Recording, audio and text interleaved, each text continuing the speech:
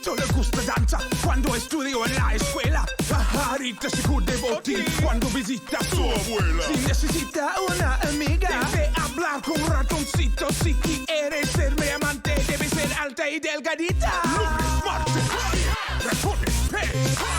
Miércoles, jueves, todo. Lunes, martes, ratones, pez. Miércoles, jueves.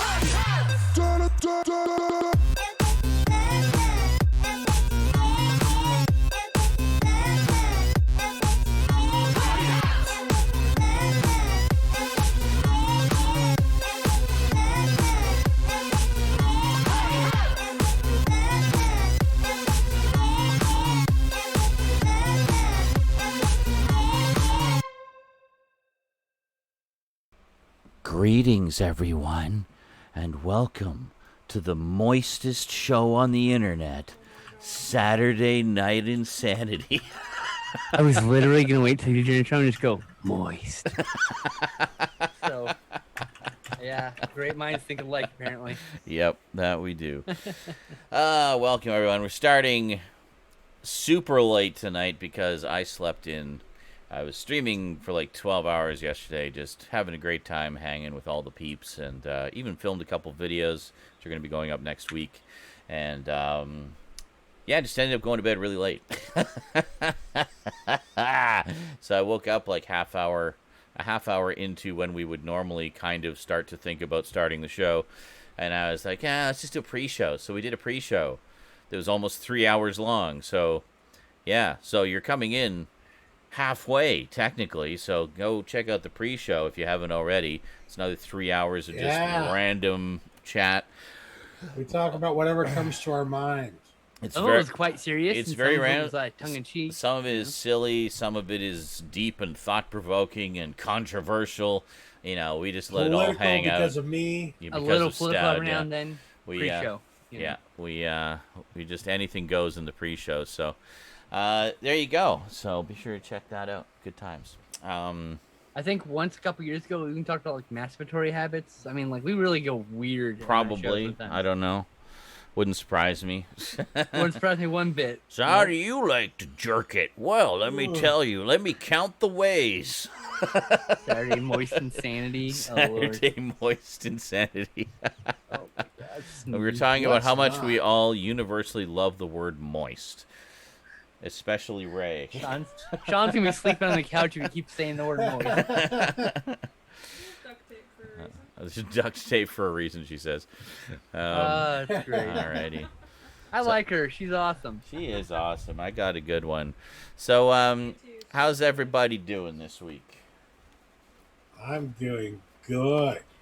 I think we were talking about maybe starting this week's show with pickups because Skinslip doesn't do YouTube videos anymore.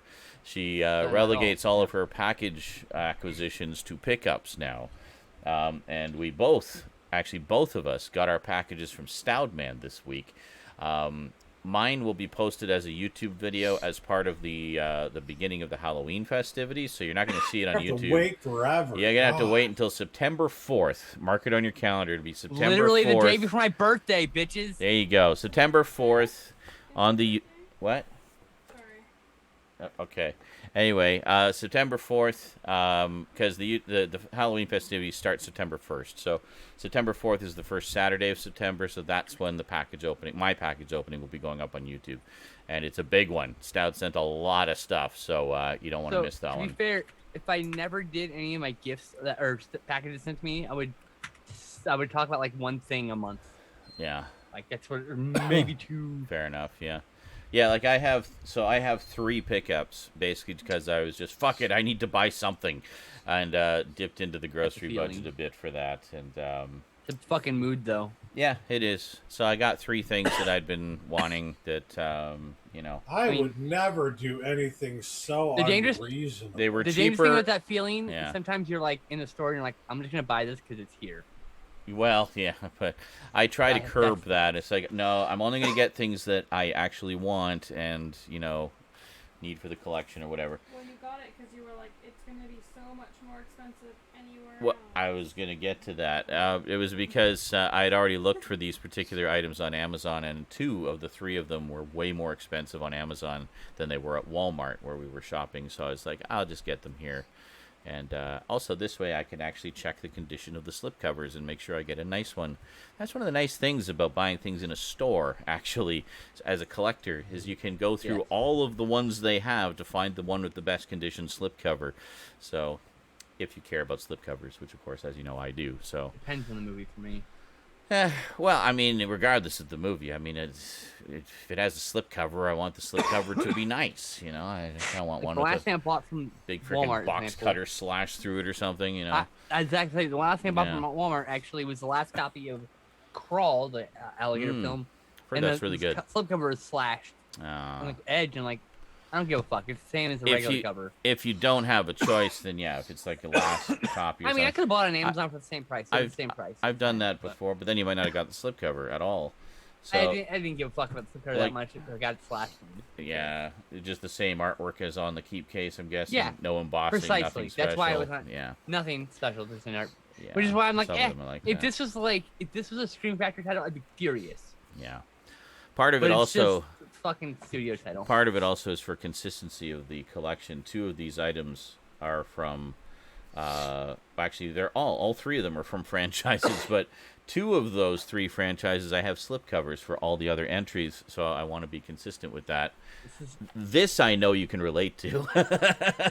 I need Day of the Dead. Yeah. I need Sleepaway Camp 1, and I need Return of the Living Dead 2. Those are the slipcovers I need more than anything else. The Scream Factory ones. Yeah. Yes. I have the first 2. I don't have the Scream Factories of either the Return of the Living Dead. I just have the MGM release, the first one. So. Damn. It's a decent release. I mean, I've almost spent I've almost spent $70 on a factory sealed copy of the whole movie, shebang with slipcover and everything, just to get the slipcover. Yeah. I've done that before. In the past, I've repurchased movies because I found it with the slipcover. $70 is a bit ridiculous. I remember it wasn't $70, but I remember one of them was Green Lantern. Yes, the Ryan Reynolds movie. I had the slipcover for that. I bought it like 3 times. Once because I didn't realize it wasn't the special edition with all the extras. It was just the regular edition, and it didn't have a slipcover. So I bought the like special edition again, but it didn't have the slipcover, and I was like, oh, I guess I just won't get the slipcover. And then I found it a few weeks later with the slipcover, so I bought it again. And then someone like chews me out in the comments because he just clearly doesn't understand the obsession that comes with being a collector. He's like, you spent all that money just to get a piece of cardboard, and for that movie? I'm like, yeah, I did. I was miffed. My copy didn't come with the green case, so I was like, fuck.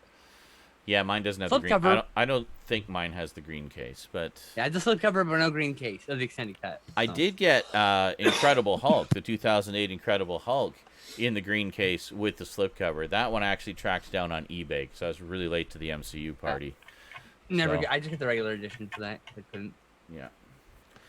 And I don't care about what was it? Iron Man, the first one, I totally lucked out. I actually found the 2-disc Blu-ray special edition, the first release, with the slipcover for like $10 at one of the used places here in town. I was like, score. So, yeah. Yeah, I love one. I mean, I don't have those places near me. I miss going to taking the stuff I don't want anymore, or I'm definitely not going to watch like a bunch of dumb comedies I've watched once and never again. I miss and then buying anything, literally anything else. Oh yeah, I got a lot of stuff in my overflow bins that's actually just straight up duplicates of things I have that I don't need. That I'll probably do that with at some point. Just same. Do I just a don't used live run near anybody. But I mean, I've got a couple duplicates too. With the pandemic and everything, of course, I haven't been to any of those places in like a year and a half or more. So I'm like 5 from you. There's no one near me. It's there used to be, but there's a few. I mean, there's those. There's a couple places like that have movies and music and stuff. But there's also a bunch of used bookstores here, which I love browsing through. So I look forward to being able to do that again. I love going to those places. Find a lot of treasures there. I have 55 something pickups. Good lord. Because it's Stoud. Wow. How many do you have, Stab? Hey, you can't blame me. They were all things you wanted. Yeah. How many? I have 2. You have 2, and I have 3. Well, shall we start small and then go big? Okay. Lead up to the madness of Skinslip's pickups. All right. Here we go. I don't know where to put most of these, to be fair. Starting with pickups this week, just because sometimes we do that. Stoud, what'd you get this week? Zaranyzerak, what do you want with it? Exactly. I got the brand new release of 8-Legged Freaks on Blu-ray. Finally. I want that so Finally. bad. Yeah, I need to It's get got special features, too. I need to get a lot of them, actually. Check out this list of special features. That's nice. Yeah. They put on there. Yeah. Yes. I definitely need to get that. So it's just a 2K scan. The DVD prior had a trailer and one 15-minute special. Oh, it so was dinky. this is a good upgrade. Yeah. Just a 2K scan on there, but the features include it's an invasion and making of 8-Legged Freaks, which includes a brand new interview with the writer and director, Elroy LKM, Nice. producers Roland Emmerich and Dean Devlin, co-stars Doug E. Doug and Rick Overton, composer John Ottman, creature and makeup effects artist Bill Johnson, and animal trainer Chris Rankin. Wait, the spiders were real? Yes, they The were. Animal trainer? They were totally real. All of them. Anyways. Especially the giant ones. Also has an audio commentary by co-stars David Arquette and Rick Overton, Elroy Alcalium, and Dean Devlin. I just fucking butchered the guy's name. I'm sorry. 8 spine-tingling additional scenes of spiders in action. Excellent. Elroy LKM's award-winning short film Larger Than Life and a theatrical trailer. So, wow. A bunch of fucking features on this Only one, two which I of which wasn't were previously expecting. Bunch of fucking features. Because Bunch that's honestly, new for us. stuff like this, when Yeah. they finally release it nowadays, I know. especially when it's from Shout Factory, I think to myself, this is just going to be a fucking bare bones release. Oh, yeah, Because you'd Shout think, Factory, yeah. for so many of the more recent releases from Shout Factory, it's Yeah. just been bare bones, bare bones, bare bones. And So some of that's contractual, to be fair. Like, Yeah. they can't get To- stuff for it. Yeah. to see that they actually did a proper release for this one is nice. I'm Oh, glad that's they Shout did. Factory also? Yes, Scream Yeah. Factory. Oh, I'm definitely going to get that. Then. Also really wanted. I'm just, I don't forgot want to that was pay. Scream Factory. I don't particularly want to pay the $38.71 that goes for here in Canada. Jesus. It may not be So- available in your country. Jesus. legally, No, unfortunately. that's from Amazon. That is straight from CA? Amazon, Wow. not a third-party Damn. seller. Yeah. So So, anyways, That's, the next thing I got, yeah. ships and Finally! sold. finally, Oh, I had to Jackie's wait a Exploitation. month and a Nice. week Yeah. or something like that. Yeah. Maybe it was just a month. Yeah, I think it was actually just a month. But had to wait a month. It finally fucking arrived. Jackie's Exploitation. The main reason I got this was for, on disc 2, the special feature, The Art of Public Domain Martial Arts Video, which is something, as you know, if you know me at all, you know I've been doing this website, Cinnamon, where I've been researching and putting up a bunch of public domain movies, trying to figure out which movies are actually in the public domain, providing information about how and why they became public domain, so that it's all nice and legal and you have the proof and everything you need to be able to watch public domain movies for free legally. So one blind spot, I have had a really hard time actually finding like legitimate public domain martial arts films. Yeah. A So- lot of them are already public domain. You just don't know it yet. Mhm. Yeah, so that's why I was very interested in this special feature. I don't know if it'll actually tell me anything So- new, Well, I but do. hopefully. Hopefully, And- give you some info. Yeah. Interesting to And- note. And if it's done by Joseph Lai or Thomas Tang or Godfrey Ho, those are all in public domain because no one bothered to file copyright to them because they were literally just like the C-grade film on Yeah. a triple bill. They just Yeah, grinded them out. Just quickly make the bucks Yep. that month So and then move on. this has Exactly. Mhm. how many movies does it have from it? Like It's 12, a I think. dozen or something? A There's three dozen? movies. There's three Wow. movies and four movies on each. So it's They're one not movie high plus definition, but No. they are. It's there's one 12 feature fucking film, movies, yeah. 2 bonus films, and there's a secret film on every disc. And of On course, every Golden I Into think video disc, except for a few director's titles, almost every one of them has a secret. The first two lines here on the back here, I think, give it away entirely about what this is. Jackie Chan changed action cinema, and a lot of people tried to rip him off. That's what this is. It's a lot of different movies of people trying to rip off Jackie Chan. So, yeah. Cool stuff. I'm glad I got it, and I'm glad we can finally watch some of these movies with Skinslip. Yeah. Hankering to watch these things, but he's like, I'm going to buy it. I'm like, all right. I'm going to wait for you then. Because I rarely get to watch my this fucker, so. Yeah. He's like, oh, I want to get that. I'm like, you want to get that? I literally, you want to get that? And then later I read that there's this public domain. I'm like, he's going to find out that good number of the movies out there are just public domain because they were throwaway grindhouse titles mostly. Yeah. Especially the American dubbed versions are usually cut. I can at least, have at the very additional least, I on can, them. at the very least, I can list them as like probably Oh. public domain. Like, can't confirm the legality of them, but it's very likely. Oh that they shit, are. Duncan. Thank you very much, Duncan. 25 bucks. He says we to go Stout, again. eat a crisp. I want to see your lips burn. Now, for those of you who weren't here for the pre-show, Stoudman has agreed to eat one of the infamous smoky ghost pepper chips that he sent to Skinslip and I. You'll get to see me try some of those in that upcoming package opening video, by the way. So to as his this is a twofer. Look at this. as his penance, got one he's stuck on agreed. it. Hold on, he's agreed that Piggyback. he will eat like a big ghost pepper chip for every $25 donation that we get tonight towards the donation goal, because it's been And kind this of one, lagging. this one week, actually so. has a smaller chip like implanted go. on the bigger one here. It's a kangaroo. It's Double marsupial whammy, chip. a twofer. marsupial chip. Yeah, it's got a baby There in you its go. pouch. So you gotta give it a moment here, because the way these chips work is you don't initially taste the It's not up spice. front, it's in the back. It kicks in a few seconds after. So Stout had one earlier. The thing about heat, sometimes it's instant, sometimes it's slow build, sometimes in the middle. This is like literally a very slow build and just crescendos right at the it's end. me, like an idiot. I was like, I'm not feeling anything right away. I'll have 6 more chips. And then suddenly my mouth was melting. Here it comes. Speaking of which, also, if hypodermic you needles. subscribe to Hypodermic. my channel, every subscription to my channel, I will also eat a chip. So. All right, take care, Gridman. And that's cheaper. That's only $5 a month. Come on. Yeah, that's true. Yeah. $5 a month. And the burns, they're good, but they burn. Oh. What? Tier 2 And they is burn $10. for like 5 to 10 minutes. And then Tier your one is gates one many your chip. tongue Tier hurts. 3 is That's the 20. thing. Oh. Like the other day, I ate so many that had like lava butt, but like I the mean, next day, but like my tongue was hurting What? from eating so many spicy I'm chips. not joking. It feels yeah. like Probably a you're tier being 2. hit with needles in your tongue. Yeah.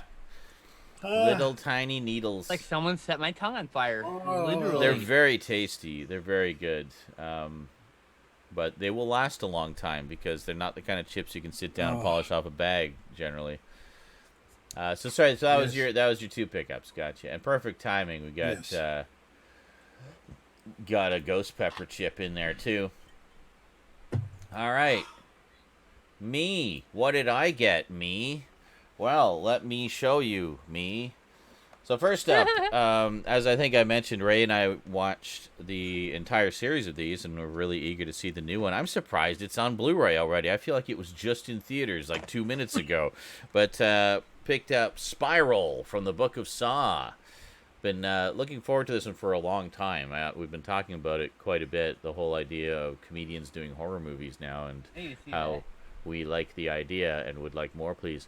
So, heard kind of mixed reviews on this one, but to be fair, there's mixed reviews on all the Saw movies, so I'm just looking forward to checking it out and seeing how it fits into the overall Saw. Maybe a Saw that doesn't have mixed reviews and Yeah, exactly. So, like, I don't care.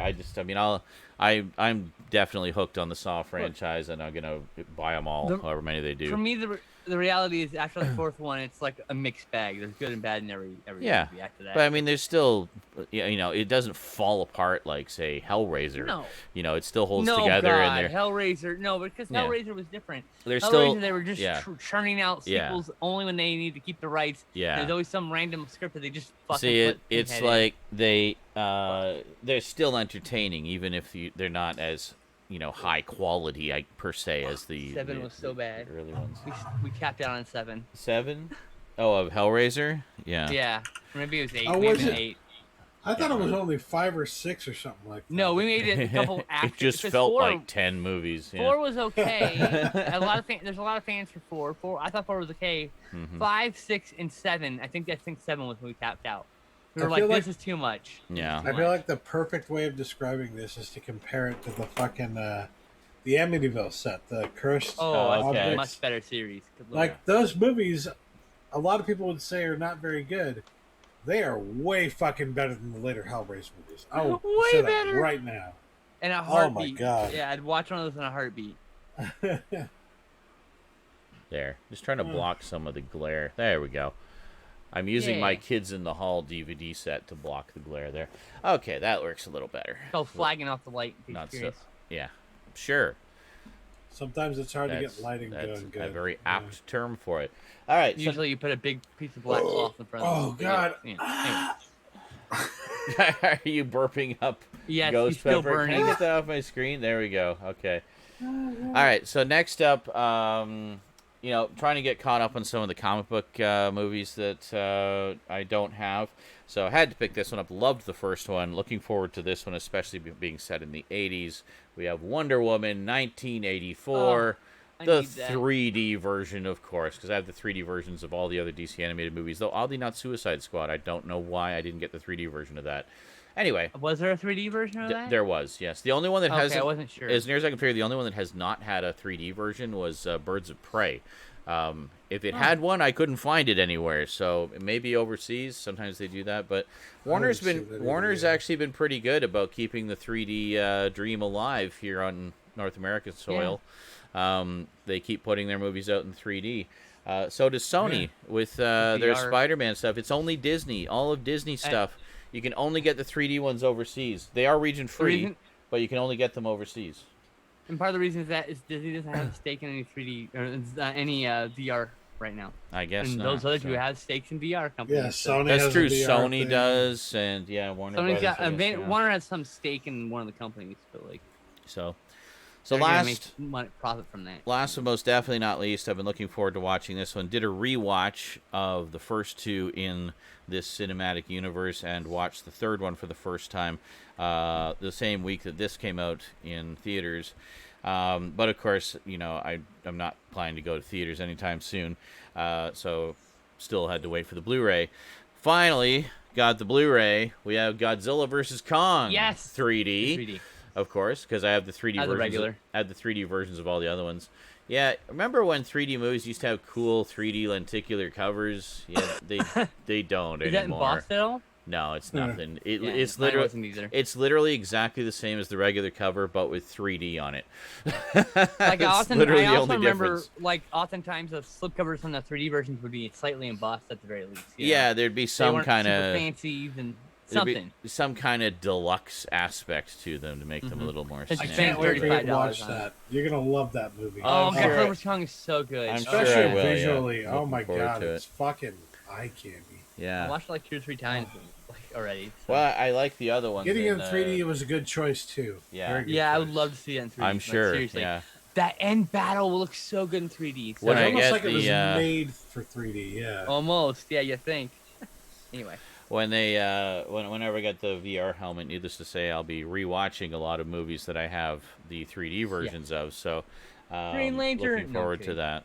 Yeah, do I have Green Lantern in 3D? I don't even remember. But I don't think it had the 3D. I think it was a little before the 3D craze hit. But it's just funny. We were just talking about it on the pre-shows. That's why I brought it up. Oh yeah, I was talking about just buying slipcovers and how I bought Green Lantern. That was this show. It was actually earlier in the show. My brain's crap. Anyway. Oh, it was. Yeah. Never mind. You already heard that. The shows have bled together, so yes, it's all just one giant show. Anyway, take it easy, Pam. Have a good night, Pam. Thanks for joining us for most of the show. Well, the pre-show and everything. Yeah, I mean, 4 hours. Yeah, that looks way better. Holy shit. It's like the two cameras kind of match now. That's good. Anyway, that's it for me. So I went Skinslip. ever so slightly behind. Only slightly. What?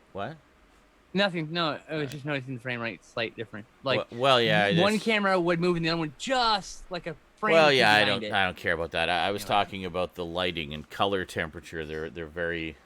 They've never been the same before. Yeah. So there's always been a discrepancy. But yeah. The only thing I bought this week was this Pierre Lefaux because it was $20 on Amazon because the Criterion sale at Barnes & Noble was going on. Nice. Well, I think this week. Technically, it came in this week. I bought it last week before last, whatever. One of the Criterion sale was happening. Mm-hmm. There was a delay before it shipped. And then everything else I talk about this movie it was a gift because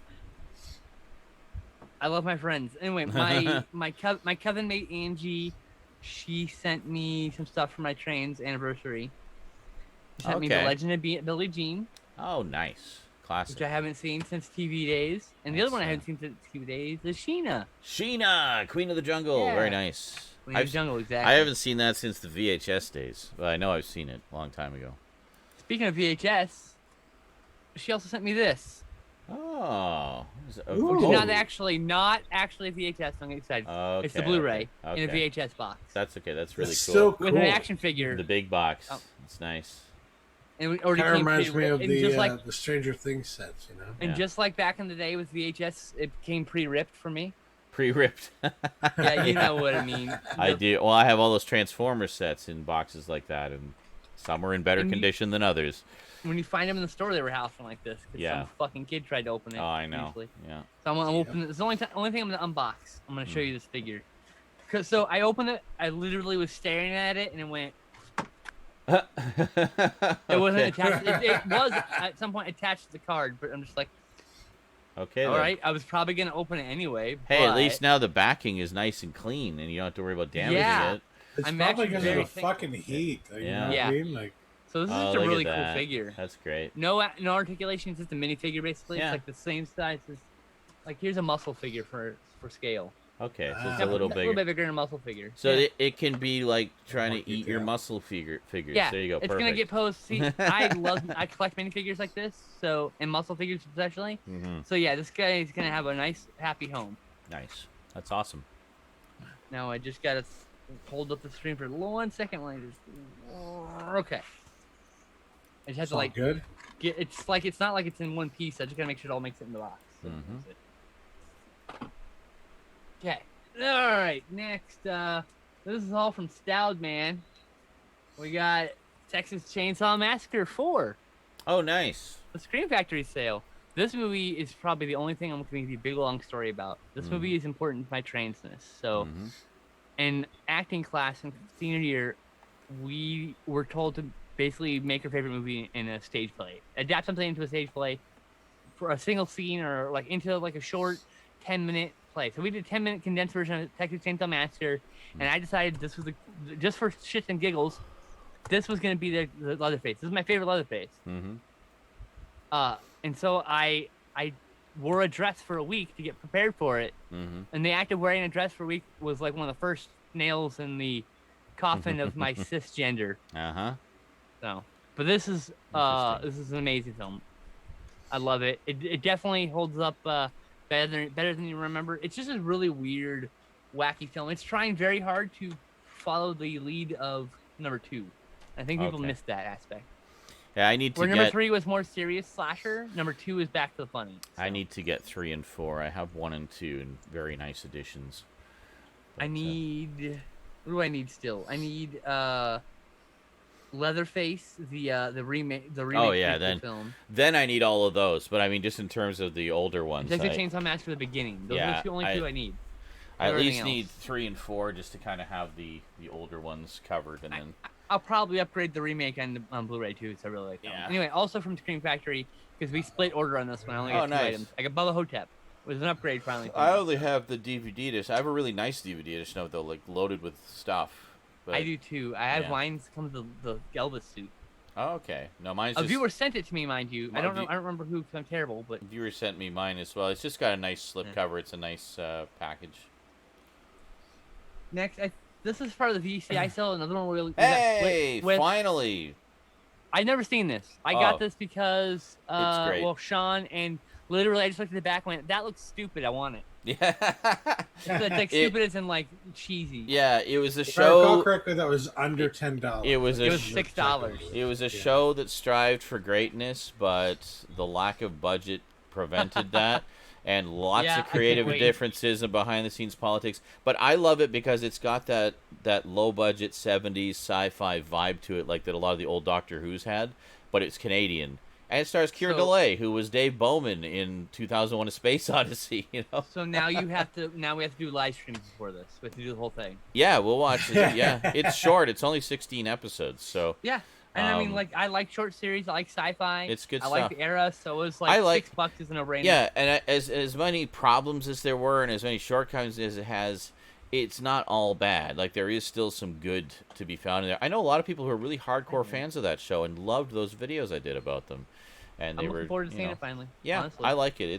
It's a long-time favorite. There's another title in here somewhere from the VCI title. I got 2 titles. Nice. Justin, I think, got 2 or 3 titles, and so like VCI does some that's good what we stuff. do sometimes. Yeah, they get some There really just cool... wasn't a lot from the sale that they just didn't already have. They had the Yeah. Giant Spider Invasion, which just went out of print from that sale Okay. and got released somewhere else. That was back. Yes. This is how far back this went. Last year. Oh, wow, okay. And so, and then it was. End of I year also. last year. I already had like literally all the other Blu-rays: Dark Knight, the Scarecrow, That's City what of I the need, City yeah. of the Living Dead, or no, City of the Dead, or whatever that other one. They that have Christopher Lee movie that they have a really nice edition of Children Shouldn't Play with Dead Things. I need that still. Too. I need the Blu-ray of that. I have the DVD, but All I remember about yeah. that is watching it while I was also reading about Longinus for a fucking college. Really? Watching Well, Children Shouldn't Play I with was Dead watching Things? it with you guys, yeah. Okay. Yeah, I was on also Beetle, I reading think. about That- like Beetle Days. the Sublime and That's shit. that's such a fun movie. It's so off the wall. I love That was it. back in Beetle days. That was literally 10 years ago, y'all. Yeah. Yeah. Would have been. Probably watching my DVD of it. Yeah, probably. Next, speaking of DVDs, Justin got this from himself, I don't know, 2-3 years ago, because it looks interesting. And I was just looking on Letterboxd, and I noticed it's got Bill Paxton and Rob Lowe, and they're in a fucking western as the James boys. Yeah, yeah. Fuck's sakes. Frank and I'm like, Jesse I'm James. fucking yeah. sold, and so I was like, hey, Sal, keep your eye out for this. Yeah. Literally the next week he found it. Nice. Yeah. So, okay. You basically said, hey, if you find this out in the wild someday, then just make sure to pick it up for me. I don't want And to then pay the $30. very next like, week, I fucking found it. It's between $25 and $32 ish used. Yeah. And so I don't want to spend that much. I may not like it. Mm-hmm. Now, Yeah. if this comes out on Blu-ray, I like it. And if it comes out on Blu-ray, I'll buy it. That's how these things work. Yeah. All right. Next is 2 different Kino Lorber sales, maybe 3. It might have been 3 actually. I think it's only 2. First, this is an upgrade, Nightmare Beach, which is also known as Welcome to Spring Break. It's a Berta Lenzi slasher film from 1988 about this guy in a motorcycle helmet killing people on a beach.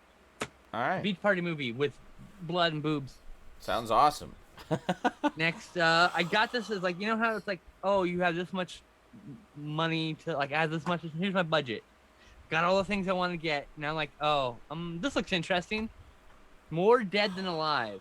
Huh. Don't know anything about It's a it. great movie. But Vincent I Price in a recommended Western. it to her. Vincent too, Price yeah. in a Western, eh? I am Yeah. intrigued. He recommended it, and I had it open. Usually what happens is I open about 40 tabs of things I want. 'Cause I want Yes. everything. Mm-hmm. It's a Find the very things good I movie. actually want, and then I literally just go through each tab and decide if I'm going to keep it open or closed. And I just keep doing that until I tear it down, and I just choose one. Sometimes it's It a roll might be dice. one of my favorite westerns that I've seen in the past few years. Damn, we'll have to watch that soon then. Cool. Can you find it? Yeah, Probably. if you can find I it. think it's- I found Dog think Day it's Afternoon, the by same. the way. Justin, I found Dog Day Afternoon. Yay! Next, we got Thirst, which is Ooh. Chan-wook Park, film I haven't seen. But I'll watch anything he does. So it's a vampire film. You had me at vampire film. Yes. By the guy who Pretty did much. Old Boy and Sympathy for Lady Vengeance. Okay. Yeah. Or okay. Lady Vengeance and Sympathy Misremeant. Sympathy for yeah. Next, I have a Enzo Barboni Western, Man of the East, starring Terrence Hill. Very nice. Is that an alternate cover? No, I thought it was. Terrence Hill. Trinity. one of the half of the two people. Yeah. Yes. It's George Eastman and Terrence Hill. Cool. Not George Eastman. It's I just mixed them up with the other guy, Bud Spencer and Terrence Hill. Cool. Doctor Who and the Daleks. Hey, I've heard of that movie.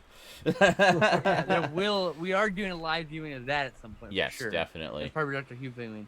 Invasion Earth, Dalek Invasion Earth, of course. And that one as well. Yes. Yes. Yeah, probably a double. I'm so glad we finally got those over here. They're beautiful, beautiful transfers on those. You know, what's funny is here's the thing. Okay. When we started watching Doctor Who, like I thought I'd never seen Doctor Who. I watched these randomly show up on riff tracks every now and then. Okay, yeah. And I was like, oh my god, I have seen this. I Yeah. have seen these. These are from my childhood. Yeah. These were on TV. I watched these all the fucking time. Oh, okay. But I didn't cool. know they were the same Doctor. I thought I was just. I didn't know it was the same thing. Yeah. Dude. Well, you Like, didn't know. You just didn't know the I franchise. just had so, no idea, yeah. and like I didn't know like, I remember, I remember Peter Cushing mostly from this. I Mhm. didn't remember the Daleks at all, and I'm watching like, oh my god, the Daleks are on this. How did I didn't remember this? Like, They're only the why didn't main I need to remember villains. this as soon as I saw Yeah, a yeah. Dalek. I don't know why. I know, right? Anyway, an Incredible 2 had a transplant because Stoudman recommended it. Oh, nice. And I The got- motorcycle chase scene in that one alone is worth it. Well, it's the racist and the black guy combined, right? The Yeah. Yeah. Yep. So there's a lot of Exploitation cinema at its best. Yeah, Casey Kasem and Bruce Dern. I mean, like, hey. Anyway, hey, John Bloom, a.k.a. Joe Bob Briggs, by the way. In case you didn't know. Thinking of 3D, I got Parasite 3D. This is the alternate cover, by the way. Okay. Oh, yeah. I also got that. It's a reversible. I am stoked to finally watch this. I have Yeah. seen a trailer for that like a million times. Nice. It's one of those movies that just evaded me. So. Very cool. Next, we have a very early spaghetti western.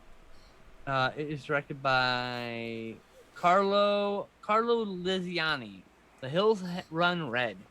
I think I've when heard of that one. I bought yeah. this, my friend Chloe's like, hey, my mom or my dad, whoever, no, it was my friend Angie. Anyway, one of them said, oh, my dad watched it. Oh, okay. Anyway, and then I got Conga, because, you know, I love my giant gorilla movies. Mm-hmm. Oh, yeah. Totally not a King Kong ripoff. Yeah, right. No, this is Next we got- Konga. Glickenhaus's Soldier. Oh, Glickenhaus. Good old James 1982. Glickenhaus. Wow. I've never seen this one. That's new. I think that one's been on a few of the Mill Creek sets, too. Soldier. Soldier? Might have been, Maybe. Yeah. And then I got Seven, which is the only Andy Sidaris film that's missing. This is the only film he produced. We got it done by someone else, so the rights were held by someone else. And the other 12 films he did, and the 2 films by his son, were all owned by him, his rights, his company. Mhm. But they finally had the complete Andy Sidaris collection. I've never actually seen that. I hear it's really good. Cool. Next, I got Black Moon Rising. Did I just make myself bleed? Oh yeah, I'm bleeding all over my Blu-rays. Well, that was silly. No! Don't do that. I cut my leg when I was building my new shelf. Wow. I can stitch Oh, you. God. I've That been broke. happens. Black Moon Rising. I haven't seen this yet, but written by John Carpenter, so that's all that matters. Oh, really? Oh, cool. Yep. That's nice. Selling point for me. This is Mhm. Night of the Eagle, also known as Burn Witch Burn. Oh yeah. Okay, I'm making sure there was no boobs. This is the alternate cover also, so Okay. there's a completely different and less cool cover here. Oh, okay. Yeah. It's not bad. It's just less cool. Mm-hmm. They're both actually pretty good covers. Anyway, next I got Trilogy of Terror and Trilogy of Terror 2. I need those. That's Yes. Dan Curtis did those. They are Dan Curtis. Yeah. You know I love anything Uh, Dan Curtis. Let's see here. That's definitely part of the Arrow sale. All right. Next, I got Deadlands, which is if you find this on streaming in your country, you need to watch this movie. It's a Maori horror action film, fantasy film, based on like their culture and their like legends and stuff. This is really fucking intense and really good and highest recommendations for me. New Zealand native cinema. It's fantastic. Yes. And I got The Man Who Killed Don Quixote. So finally, see that with Justin. Yay. Yes, I grabbed that when it came out because I wasn't sure how long it was going to be available, and I didn't want to miss it. That's the infamous one that Terry Gilliam took like 30 years to make, and it's just like 25, so many production problems. To be clear, it wasn't his fault. No, there was a lot of just bullshit behind the scenes. Investors. There's a whole documentary Skinslip and I watched together. A whole documentary about Lost in La Mancha. Lost in La Mancha. Yeah. So there's a lot of. When they tried to do it in the 90s. Johnny Depp was originally, or not originally, but he was at one point set to play the role that I think Adam Driver eventually plays in this movie. Yes, that is correct. Yeah. Yes.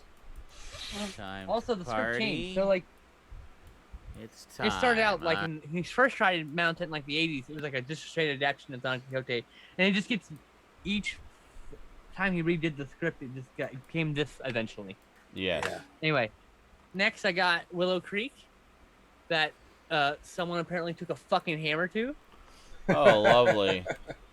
Yeah, but it's fucking hate this Postal movie. Service. And next I got the Neon Demon, even though it's apparently an Amazon exclusive, and it'll be there. Amazon's name is in the back too.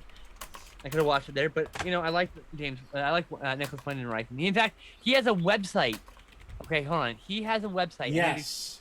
And I need to talk about this real quick. Mm-hmm. It's called. Let me find the damn thing. It's called BYNWR, or by Nicholas Winding Refn, and he has literally several volumes with all these really obscure films that he has paid money to have restored. There's like literature, like a Criterion release worth of information to read about the film. Then you watch the movie in on the website, and they have. Me and Justin at some point are just gonna dive through this website.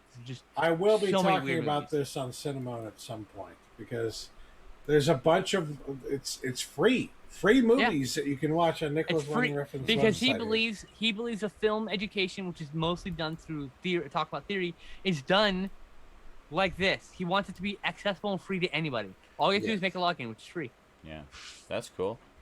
Right? I mean, I'd pay for a service. At this point, if I watch videos and I like them, I'm probably going to pay the $5 to upgrade my account. That's cool. Next, got Devil's Express, which is just a movie I had on another set that I really liked, and so I picked it up. Next, Seven Bloodstained Orchids, which is an Umberto Lenzi film. I don't think it is giallo. I think it's a slasher film, actually. Oh no, it might be a giallo actually. So it's from a murder mystery. So. Next is here's the other from BCI, The Aftermath, a movie I thought looked interesting. I've never heard of it. I got that one as well. Yeah. If I remember, have you seen it yet, Justin? No. If I remember correctly, it's on the best of the worst. So I don't really expect there. And now we got the Warner Archive sale, the going out of business sale they did or whatever. No, it's the one before that. I'm not going out of business. Merging with Amazon on sale. Yeah, that's. Yeah. But no, it was the time before that we did this order. So I got Hudsucker Proxy, which is a movie I watched a lot growing up, actually, on HBO, all the time. It's a Coen Brothers film. It's written by Sam Raimi, right? Yeah, Sam Raimi. So they did a trade. Sam Raimi wrote this for them, and then they wrote one of his movies for him. And I can't remember which one it was. I don't remember either. Because they're good friends. They used to be roommates. So, next I have Whatever Happened to Baby Jane. Grand Guignol. Grand Dame Guignol. Exactly. Bad Day at Black Rock, which the only reason I got this is because there's a Supernatural. One of my favorite episodes of Supernatural named this. So that's it. Oh. Looks good. Sean Sturgis, so I'm sure it's great. Then I got this Golden Arrow, which is a Antonio Margheriti film. This is a peplum on Blu-ray. Well, what the shit? So I had to get that. It's kind of important to me. Yeah, well, yeah, I'm all about the peplum. I need to get that. 10 peplums on Blu-ray. I know, it's like very small. Not very many, yeah. I got V, the original series. Now I've seen the 2 movies. Nice. Have the movies been put on Blu-ray yet? Which movies? What are you talking about? The Final Battle and the other one? The Final Battle has been. The TV series has not. Okay, well, this is here. This is the original miniseries, right? There's the original TV series on DVD already. There's the original miniseries. There's the Final Battle. There's the TV series. That's the full original canon. Then there's the 2 seasons of the recent one that they did. which Yeah, is I also just good. need the final battle, and then I'll have everything. Okay, cool. Next, I got Frankenstein 1970 with Boris Karloff. Never seen Ooh, it. nice. Looked interesting. Here, it's not great. No. And then this is one I've been sleeping on for a long time. I finally decided I should probably fix this. David Bowie. Yes. In The Hunger. And Susan Sarandon. Yes. Yeah, that's Never seen it. That's one that I'd been sitting on for a while as well, and I made a big point of mentioning it when Stoud was saying, "What Warner Archive titles do you want? There's a sale on." I'm like, The Hunger. The Hunger. I would definitely like The Hunger. Also The Hunger. Don't forget The Hunger. So, spoiler, that might be one of the ones that's in the package Stout sent me as well. So, you'll forget by the time September 4th rolls around. Next, we have 4 titles from the Indicator sale from last year. Night Tide, which is a Curtis Harrington film, who's done a lot of really great horror films. John Carpenter's Vampires. Oh, very nice. There's no alternate art in this. I'm just a little bummed by that. Oh. Night of the Demon, also no alternate art. Hey! Bummed by that. There's a reason for that, though. Night of the Demon had a special edition before. So that's the scaled down standard edition. Yeah, it's just a Blu-ray I had the disc. same. All the disc contents are the same as the special edition. All the back is just look at the special features. It's ridiculous, dude. There's 4 cuts of the movie on there. I know. 4. You know, it's funny. I'm probably gonna buy the Warner Archive release of because it has the other cover and just put the cover in here. Really? Yeah, because I like There's the a Warner Curse of the Demon Archive cover. release. I didn't even know about that. Yeah, I think it's Warner Archive. There is a release in the States. It's like Okay. bare bones though. Yeah, no. See, I got that because it just seemed like such a definitive edition. It is the But, definitive edition. Yeah. And, I just wish you had the Curse of the Demon as the alternate cover. That's my only. Oh, complaint. I Like, see what you mean. Yeah, so it's the that U.S. was the original title. title. That was Yeah. the U.S. title. U.S. title. Okay. Yeah. excuse me. It's a UK And I film. got another Grand Dame Guignol with Ah, Berserk. Joan This is the alternate Crawford. cover. Joan Crawford, regular cover- one of the queens of the Grand Dame Guignol. This fucking booklet. Jesus Christ. Yeah, I actually watched Wow. Dead Ringer, which is another Grand Dame Guignol film. Nice. This booklet is like 30 fucking pages or some shit. Nice. I like it when they do that. Nice It's and thick. obscene. And once again, look at these special features. Oh, I know. Indicator's God. amazing. I just became an instant fan of Indicator when I started Last but not getting some of their least, titles. Arrow sale stuff. Arrow's a distributor for this company. This is so Night of the Demon came in this blue case. This Weird. Yeah, this came in a clear case, but this, look at this shit. Here's the cover and the booklet. Look at that. I decided that this could be in a blue Crazy. case. This doesn't need a clear case. I might have one from the same company actually. They did. I have a release of Vampire Quadraduc, the one that's about the making of Count Dracula. I think it's that same company. Yeah. They had that release, but no, this is Witch Hammer. This is one I wanted to get part of the whole like cycle of films with like witch film, Burning the Witch films type of things. Like there was Burn Witch Burn and that one, and Mark of the Devil. I've got a few of them. Yeah. There's a few more I need to get, like to feel like I have a good representation of the genre. The Burn the Witch genre. Yes. Next we got The Black Report and Black Test Car. Japanese films that I've been I keep up on. I love those. Both those movies crime double feature, by the thrillers, way. yeah. Oh, very The double nice. feature. The other cover is the Black Report cover. But they both have DVDs, so it's worth checking out. Excellent. Next, you got Warning from Space. Also used to have a DVD. Actually, this is an upgrade for me. I would say this is less definitive than say that any of those Indicator releases, but this is a pretty damn good release. Yeah. And Japanese mono audio. Bless. Yeah. The boutique labels are pretty good about including the original audio mixes, which is nice. Yes. Yeah. Like, great, 5.1, awesome. Can I have mono and Have stereo? the original mono, yeah, exactly. Or stereo, whatever it was. Comedy of Terrors. This movie is so fucking good. Comedy of Terrors. Yeah, I got that this one. comes with highest recommendations from Yeah. both me and Stoud. Yeah. Stoud, you also bought this, didn't you? Yeah. He also may have bought it for me, possibly. Oh, nice. You'll find out on September 4th. Spoilers. So, Stoud, you apparently sent me 2 copies of this movie, Tower of London. Oh, did I? Yeah. Is one of them yours? No, I think that you were going to send one to Sean, actually. And you're supposed to put it in the box with Sean's stuff. Oops. Well, I forgot. Well, okay, now Sean. you can put it in your package. Now I know one of the things that'll be in Skinslip's next package. I'll enjoy watching that in 5 years or so. You know, the Five films. Is this what you're talking about? The double? Yes. Yeah. Okay. I had a feeling. These are the alternate covers, by the way. I had a feeling it was those ones. Yeah. Plain white, kind of iffy, off cream colors. I'm not a fan of. Yeah, I wish I could get the limited. See, set I thought you already had those movies because I think that I wish Arrow put out like a double feature or something. Didn't they, that was before I started collecting. Okay. Yeah. But, that was a full year or two. That's when that was during the era. That was like after they did like Day of the Dead, Dawn of the Dead. And I need the second one of those because Shout Factory put them out in their Vincent Price collections. Oh, right. And they split them across volumes 1 and 2 instead of putting them both in this one set. So you'd have to buy 2 sets to get both movies. Like fucking shady, sketchy bullshit. Meanwhile, these cost me like $7 a piece. Yeah, so I'm probably just gonna probably are more definitive than the fucking Screen Factory. I'm sure they are. Yeah, I'll probably just grab those ones. Now that you can. Exactly.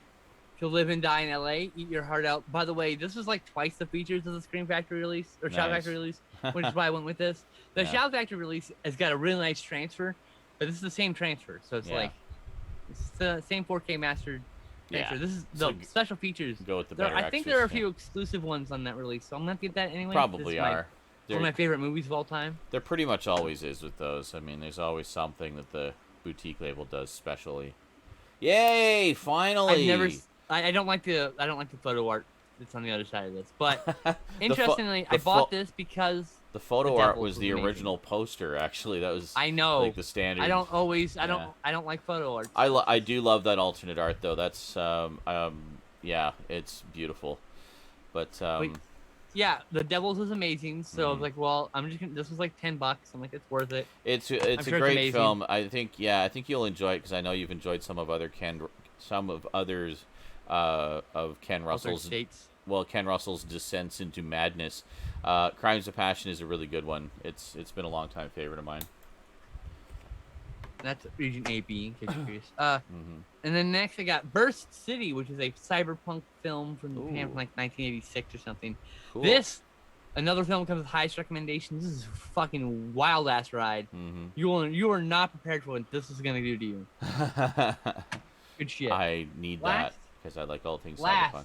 Finally, last. Actually, last. The pared down non-limited edition set. It's 2 movies per case. Nice. I'm not happy about that. So what is this? It's 6 Gothic Tales. Vincent Price, 6 Gothic Tales. Yeah. Oh, nice. It's also Roger Corman. yeah. Fall of the House of Usher, Pit and the Pendulum, Tales of Terror, The Raven, Haunted Palace, and Tomb of Ligeia. This is like 4 of these are upgrades for me. Nice. Haunted Palace and Tomb of Ligeia are the ones I didn't have before. The other 4 I had it already. I think I have some of those. I don't know if I have all of them, but. And now I just gotta get Twice Told Tales, which is a sequel to this one, which is from Kino. Yeah. Because I don't think Arrow put it out. Arrow may have. But... Yeah, I have the Kino release of that one. That's everything. That's all of it. I know it's a lot. Whew. That was a lot. There's also comic books, but it doesn't matter. Well, what comic books did you get? I got... Comic books matter. I like comic books. It was Volume 2 of Ninja Turtles. Urban Legends. Oh, nice. Oh, the IDW one, right there. Yeah. The Image Comics series. Or the Image Comics one. Sorry, the Image Comics. Yeah.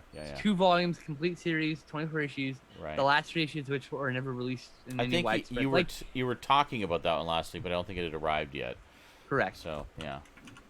That arrived this week, but I didn't have room to have it, so I just put it on the shelf. It's fine. Fair enough. It's not hurting no one over there. All right. Well, good stuff. Good shit. So we're done here, huh? Good. We're done. Well, good night, everybody. No. Now we'll do the news. We decided to do pickups first this week just because Skinslip had so many. And I got to put them all away now. There was so much in there that, like, I had time to go to my website and update the fucking posts.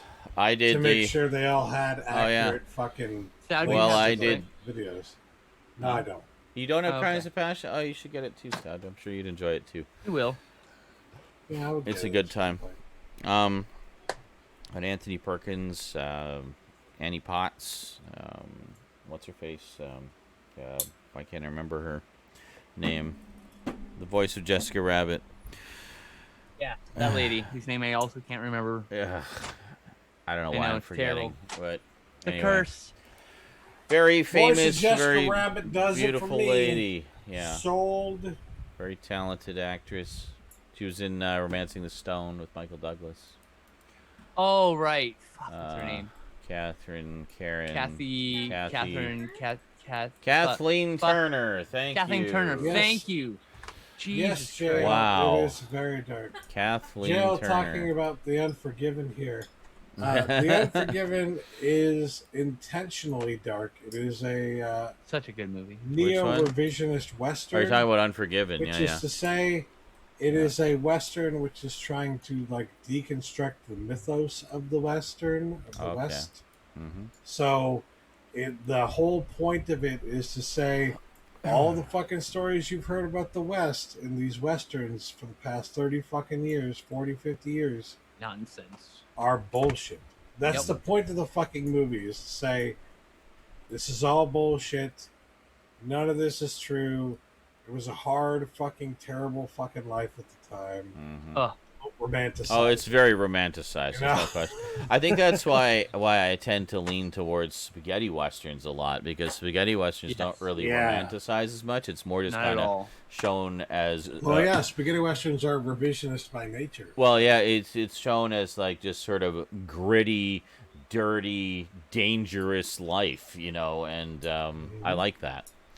I like that. Me too. Peckinpah showed that better than most directors have done. Oh my goodness. Oh yeah. The Wild Bunch. Bring Me the Head of Alfredo Garcia is a revisionist Western in its own way. Yeah. Even though it takes place in modern times. Well, the Wild Bunch. The Ballad of Cable Hogue, another one that. I fucking adore that movie. I mean, the Wild Bunch may is. Not be in Sean's the Wild Bunch is. Well, just tune in September 4th and find out. You have to really commit to that date now. Right? It's fine. The video's already edited. It's ready to go up. It's done. But just gotta schedule it. They just gotta schedule it, exactly. But so many movies put on the shelf now. God. Yeah, I was gonna say the Wild Bunch is, that's a big notable Peckinpah film, and also big notable revisionist Western films. So, it's one of the first ones that really pushed the gore aspect of it, like the bloodshots. And that was a take on Seven Samurai like too. There's a it was that theme. was your thing is Magnificent Seven. Well, no, but that was also a take on Seven Samurai. I guess Wild Bunch had some aspects of it as well. Sure. There was. I wrote an essay on Peckinpah in college. Oh. There's a running theme in all his films about people who are stuck in a time in which they are outdated for. Ballad of Cable Hogue, Ride the High Country, Wild Bunch, Alfredo Garcia. Literally, all of his movies have a guy who's from an older world in a newer, changing world who's outmoded by it or can't survive it in the regular way. Ballad of Cable Hogue is an example of this. Like, Wild Bunch technology literally kills him. You know, like. That's cool. Interesting. It's really cool, and then you start watching this movies, you're like, and you sort of pick up on that theme. Yeah. Yeah, it's in all those movies practically. All right, let's get to the news. We've got a lot of news to go through here. So, before we get to the news, it's from Raptor Rivera, our New York news hound. Before we get to the news. We have a little something from Raptor here. He says, before we get to the news, we here at SNI would like to congratulate our very own Skinslip and Stoudman on their show Couch Tomatoes, making it to 10 episodes. 10. Yeah! Double digits, baby. Many more where that came from, and baby. he says here's to the next 1,000. That's Couch Tomatoes every Wednesday or every other Wednesday on Twitch at 8 p.m. Pacific time. So there you go. If I might sell the concept, we get into some pretty deep philosophical readings of film in this show. Yeah. So I highly recommend checking it out because if you're the kind of person who likes to learn more about film and talk about film in a more deep and personal way, then this is the show for you. This is the show for you. Stoud's recommending it, then it has to be good. Exactly. Yes, thank you everybody who does tune in, and thank you everybody who watches the YouTube videos that I'm very late uploading, but I do get uploaded during the same week usually. I have been putting detailed lists of every movie reviewed in every episode, so if you search the channel, you should be able to find those movies easily. Those episodes. If you're looking for something That's good. specific. Last episode, we did a complete, like, 45-minute dive through all 3 Fear Street films, as an example. We did a bunch of movies. We talked, like, 45 minutes about all the other movies we watched, and then we, like, focused a big chunk at the end. And a big chunk at the beginning for Alien Resurrection and its trans message. Yes. Oh, yeah. Mm-hmm. So that's just it, though. Like, So you get pretty deep into discussion. What I love about this philosophy. show is that we get deep into the discussion of philosophy of films that typically don't get discussed in a film school. Mm-hmm. So, like, even though they're not things that are highly respected or film school level stuff, it's still we point out some of the aspects of these movies that deserve a little bit deeper introspection. In film school, most people look down on horror films. No one wanted to make horror movies. Yes, that's the fucking. That's my biggest issue with film school. Yeah. I'm sure it's less now because horror's very popular.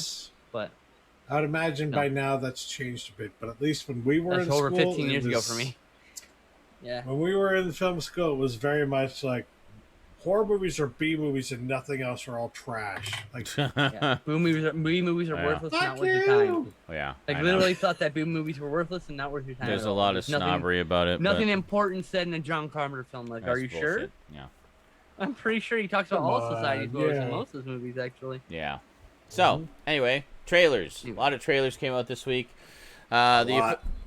The official trailer for the 4th and very likely final film in the Jackass franchise, Jackass Forever. Celebrating the joy of being back together with your best friends and a perfectly executed shot to the ding-dong, the original Jackass crew returned for another round of hilarious, wildly absurd, and often dangerous displays of comedy for what might be the very last time. The film will hit theaters on October 22nd. Can't wait for this. It's probably the last time. I can't imagine doing this. I think it is. What I have to say... Sorry, go ahead.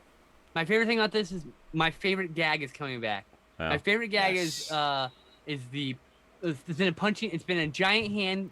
The high five. Boxing fist. It's been the high five. It's been a Valentine out of the wall. It's a thing where you're doing something and then something smacks you and they fall. Yeah. I don't know what it is, but that fucking gag gets me. And the Valentine one for like. The high five one was the best. My sister slept with you all last year, but that's okay. I'll sleep with bang. Hitting the fucking like a hit in the face. And all one by one. It's great. It's great. My favorite. They're bringing back that gag in a new way. Yeah. And what I love about this, just from the trailer, was like, I thought to myself, is everything going to start like being less, not necessarily offensive, but less, crude and damaging to the body or something? I don't know. Because these guys are getting older? Yeah. No! Look at the fucking trailer. It's exactly what Jackass is always fucking They wouldn't... I don't think they would. Thing. No, like, I don't think they would water it down. So good. Because, they can't. They have to be true to what it is. Yeah. And what like they in the trailer, do, I respect that. Yeah, Aaron exactly. McCready or whatever his name is. Yeah, that guy, the guy that they pick on. Yeah. In the trailer, they strap him to a chair and then cover him in honey and then release a bear into the room. And that's like just one little segment with bear, and I'm howling. You see the look on his face, like, oh my god, I'm actually gonna die today. Yeah. It's the last one. We might as well just all kill each other. All right, here we go. Hell yeah. So, anyway.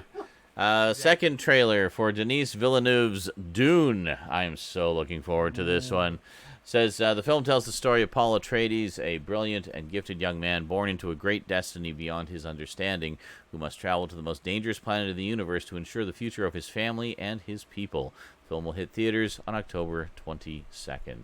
Yeah, so basically Denis Villeneuve is adapting the first book in 2 movies, each movie about 2.5 hours. Oh, shit. The first book in the 2 movies. Yeah, but here's awesome. the thing.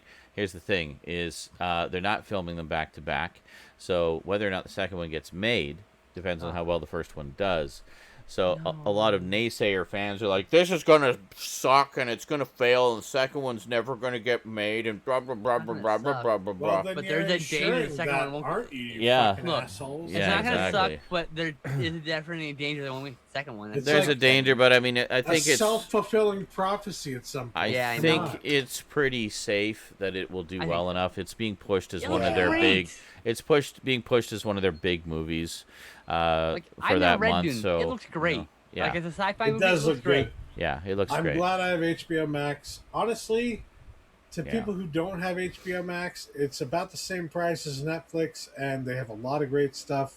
Yeah. Got enough If you streaming have the money, if you can afford it, get it because it's pretty good. We're not They got sponsored Studio by them. Ghibli. I mean, they've got a bunch Yeah. of good stuff. But How much are you getting paid to say that, Stout? Jeez. I well, gotta say, you know, as that- an HBO shill, That sandworm looked awesome because Yeah. it's like, I was like, it's got teeth. What is all those teeth? It's not really. It's more like it looks more like a whale's like. Yeah, like the like teeth, filter like- kind of thing. yeah. Yeah. It's eating something in the sand that's Yeah. filtering it out. That's Exactly, What it looks like. It yeah. looks good. It looks really cool. Yeah, it looks very, very good. The cast is fantastic. It's like an all-star cast, and it's just. I trust the director. And to I make a good trust the movie. director, absolutely. all I'm saying so, is I've been yeah. impressed with HBO Max, and the thing about it is, like, because especially this year they have had, like, all the movies that they're releasing theatrically, they're also releasing on HBO at or around the same time as they release the movies theatrically for Warner Brothers. It's been nice not to have to go to the fucking theater. Just know that you have the movie with your HBO Max, Yes. subscription. It's nice, So, you know. next up, we also got the official trailer for the Adult Swim and Crunchyroll anime series Blade Runner Black Lotus. Takes place in Los Angeles 2032 between the two films. The series follows Elle, who seems to be a replicant created for a specific purpose. Among the neon lights and dirty streets, this Black Lotus will have to fight her way to the top to uncover her past. Co-directed by Shinji Aramaki and Kenji Kamayama, who individually worked on the likes of Appleseed and Ghost in the Shell standalone complex, respectively. The series will premiere in the fall of 2021. Yeah, this looks really good. I mean, I'm down for anything. Sounds like something that I would watch. Yeah, I'm down for anything new set in the Blade Runner universe, and I love that we're getting all this new Blade Runner stuff now. I'm all for it. I love it. More, please. Yes. Yeah. Official trailer for the next James Wan film, Malignant. Madison is paralyzed by shocking visions of grisly murders, and her torment worsens as she discovers that these waking dreams are in fact terrifying realities. The film will hit theaters on September 10th. Sorry, I wanted to say one more thing about HBO Max because I am a shell for HBO Max. But this is to save people money. If you have HBO through your cable provider, you can get HBO Max for free. Literally. You don't have to pay the $15 or whatever it is a month. You can, if you have it through your cable provider, they will let you have HBO Max for free. Don't pay for it. If you already you still got to pay for HBO though, so you're still paying for it through your cable provider in one way or another. I know there are a lot of people who are paying for it through the cable Yes, provider. you don't pay for it again if you're already paying for it. Yes. So, but you still got to pay for it at least once. There's no way for it to be totally free. True. Because HBO, of course, it's not going to be totally HBO, one of the pioneers of pay television. I mean, come on. Yep. Like literally. We can't be mad at them because they do a lot of good shit. They do great. I love HBO. I can't afford to add them into the mix. Mm-hmm. I gotta penny pinch wherever I can. I completely understand. Official trailer for the next Neil Blomkamp film, Demonic. A young woman unleashes terrifying demons when supernatural forces at the root of a decades-old rift between mother and daughter are ruthlessly revealed. Also written by Blomkamp, the film will hit theaters on August 20th. Very nice. And thank you for the bit, Jess Michelle, and welcome to the madness. Just Michelle, who says A whole apparently entire HBO bit, Max I know, right? is free Hey, through Crave. it all adds up. I didn't know it was free through Crave. If it is, at What least is for a free few through- things, then there you go. Well, yeah, but then you gotta HBO Max. subscribe to Crave. True, but again, if you're already subscribed Oh, to them, okay. then Gotcha. yeah. Okay. Sharing of the platforms. I just, since Skinslip, I just subscribed to you for a ghost pepper chip, says Ray. Yes. Okay. No. Now that she's back, I will go pee. You're right. Okay. Motherfuck, she did. Hold on. Gotta pin it. There we go. Here we go. Here we go. Perfect opportunity. No one has subscribed. We need a ghost pepper chip in here. I know. Get some ghost pepper chips all up in his house. Nice big one. Really, look, I was gonna get a bigger chip, but that's just like caked that's on. just like saturated. That's gonna hurt. Yeah. I'm gonna put that away. I'm gonna get Chicken. bigger. Chicken. Yeah. I'm gonna get 2 regular chips. 2 regular ones. Like all so. right, there we go. Because I'm out of big chips. Okay. So here we go. All right. You gotta suck all that flavoring off. Suck it off. No. I love a little hand on her bow tonight. Yeah, it's cute. Little skeleton hand. Yeah. Just gotta wait for it. Wait for it. Oh. Waiting. Hurting. Here it comes. Here it comes. Oh, no. There was love intended, I promise. Well, you always hurt the ones you love, right? It's the good hurt. It's the good hurt, I promise. Duncan says, make it moist, Skinslip. Lick Oh, it all off. that. Oh my god. Oh my face. I'm like my face. I feel so. My face feels so red. You gonna live? Are you good? Yeah, I need to have some generic chip on. Some generic chips to kill I'm the. literally crying over here. Cut the spice. Yeah. Oh. Yes, what's up with the piddly 1 bits, girl? Come on. Thanks for the additional bit. Oh my god. You all right there? Yeah, I'm literally crying though. That shit's all spicy. Love, I promise, Skinslip. So we'll call this. It wasn't so full. Probably did the hot one, but I think the hot one's gonna like make me maybe throw up. So maybe we'll do the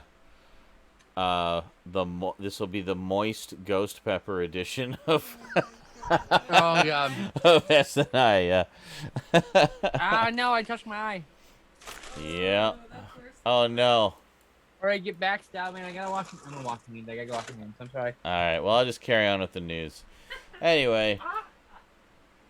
Excellent. Good job, everybody. Way to make my friends feel pain for money. Let's see here. Zubba. Official trailer for the next Ridley Scott film, The Last Duel. Based on the book The Last Duel, excuse me, the true story of trial by combat in medieval France. In 14th century France, Marguerite de Thibauville claims she's been raped by her husband's best friend. Her husband, Knight Jean de Carouges, something, challenges his friend and squire Jacques Legris to trial by combat. It is the last legally sanctioned duel in France's history. Starring the likes of Jodie Comer, Adam Driver. Sorry about that. Like, fuck. You're interrupting. Jodie Comer, Adam Driver, Matt Damon, and Ben Affleck, with the script co-written by Damon and Affleck. The film will hit theaters on October 15th. And next we have the official teaser for the Netflix animated film The Witcher: Nightmare of the Wolf, premiering August 23rd. Escaping from poverty to become a witcher, Vesemir slays monsters for coin and glory, but when a new menace rises, he must face the demons of his past. Also got the official trailer for the Starz original series Heels, premiering August 15th. The series tells a story about the men and women who chase their dreams in the world of small-town pro wrestling. Set in a close-knit Georgia community, it follows a family-owned wrestling promotion as two brothers and rivals war over their late father's legacy. Starring Stephen Amell in one of the leading roles. Very nice. What I like about it is Love Stephen Amell is actually a pretty decent wrestler. Yeah. He's done a few wrestling matches, and each time he's been... I mean, like, he's green. You can tell he's only wrestled a few matches, but, like, Yeah. he's fairly skilled and competent at the physical stuff. It's probably why he got the role for Arrow, to be fair. Yeah, he can do the physical side of it. Which way should I But, go like, now? yeah, this looks really good, actually. Excellent. Official trailer for the Showtime original docuseries UFO, premiering August 8th. From producer J.J. Abrams and Bad Robot, this 4-part docuseries explores our fascination with unidentified flying objects and what clandestine influence the American government, lucrative private companies, and the military may have in shielding the truth behind extraterrestrial phenomenon to further their own agendas. Of course it would be Showtime, man. Mm-hmm. And finally, official trailer. They want their own ancient aliens, I think, basically. Cool. Official trailer. It sounds more like X-Files to me, but as a documentary. But anyway, official trailer for the 11th and final season of the AMC original series, The Walking Dead, premiering August 22nd. Wait, what? Yes. Final season? Yes.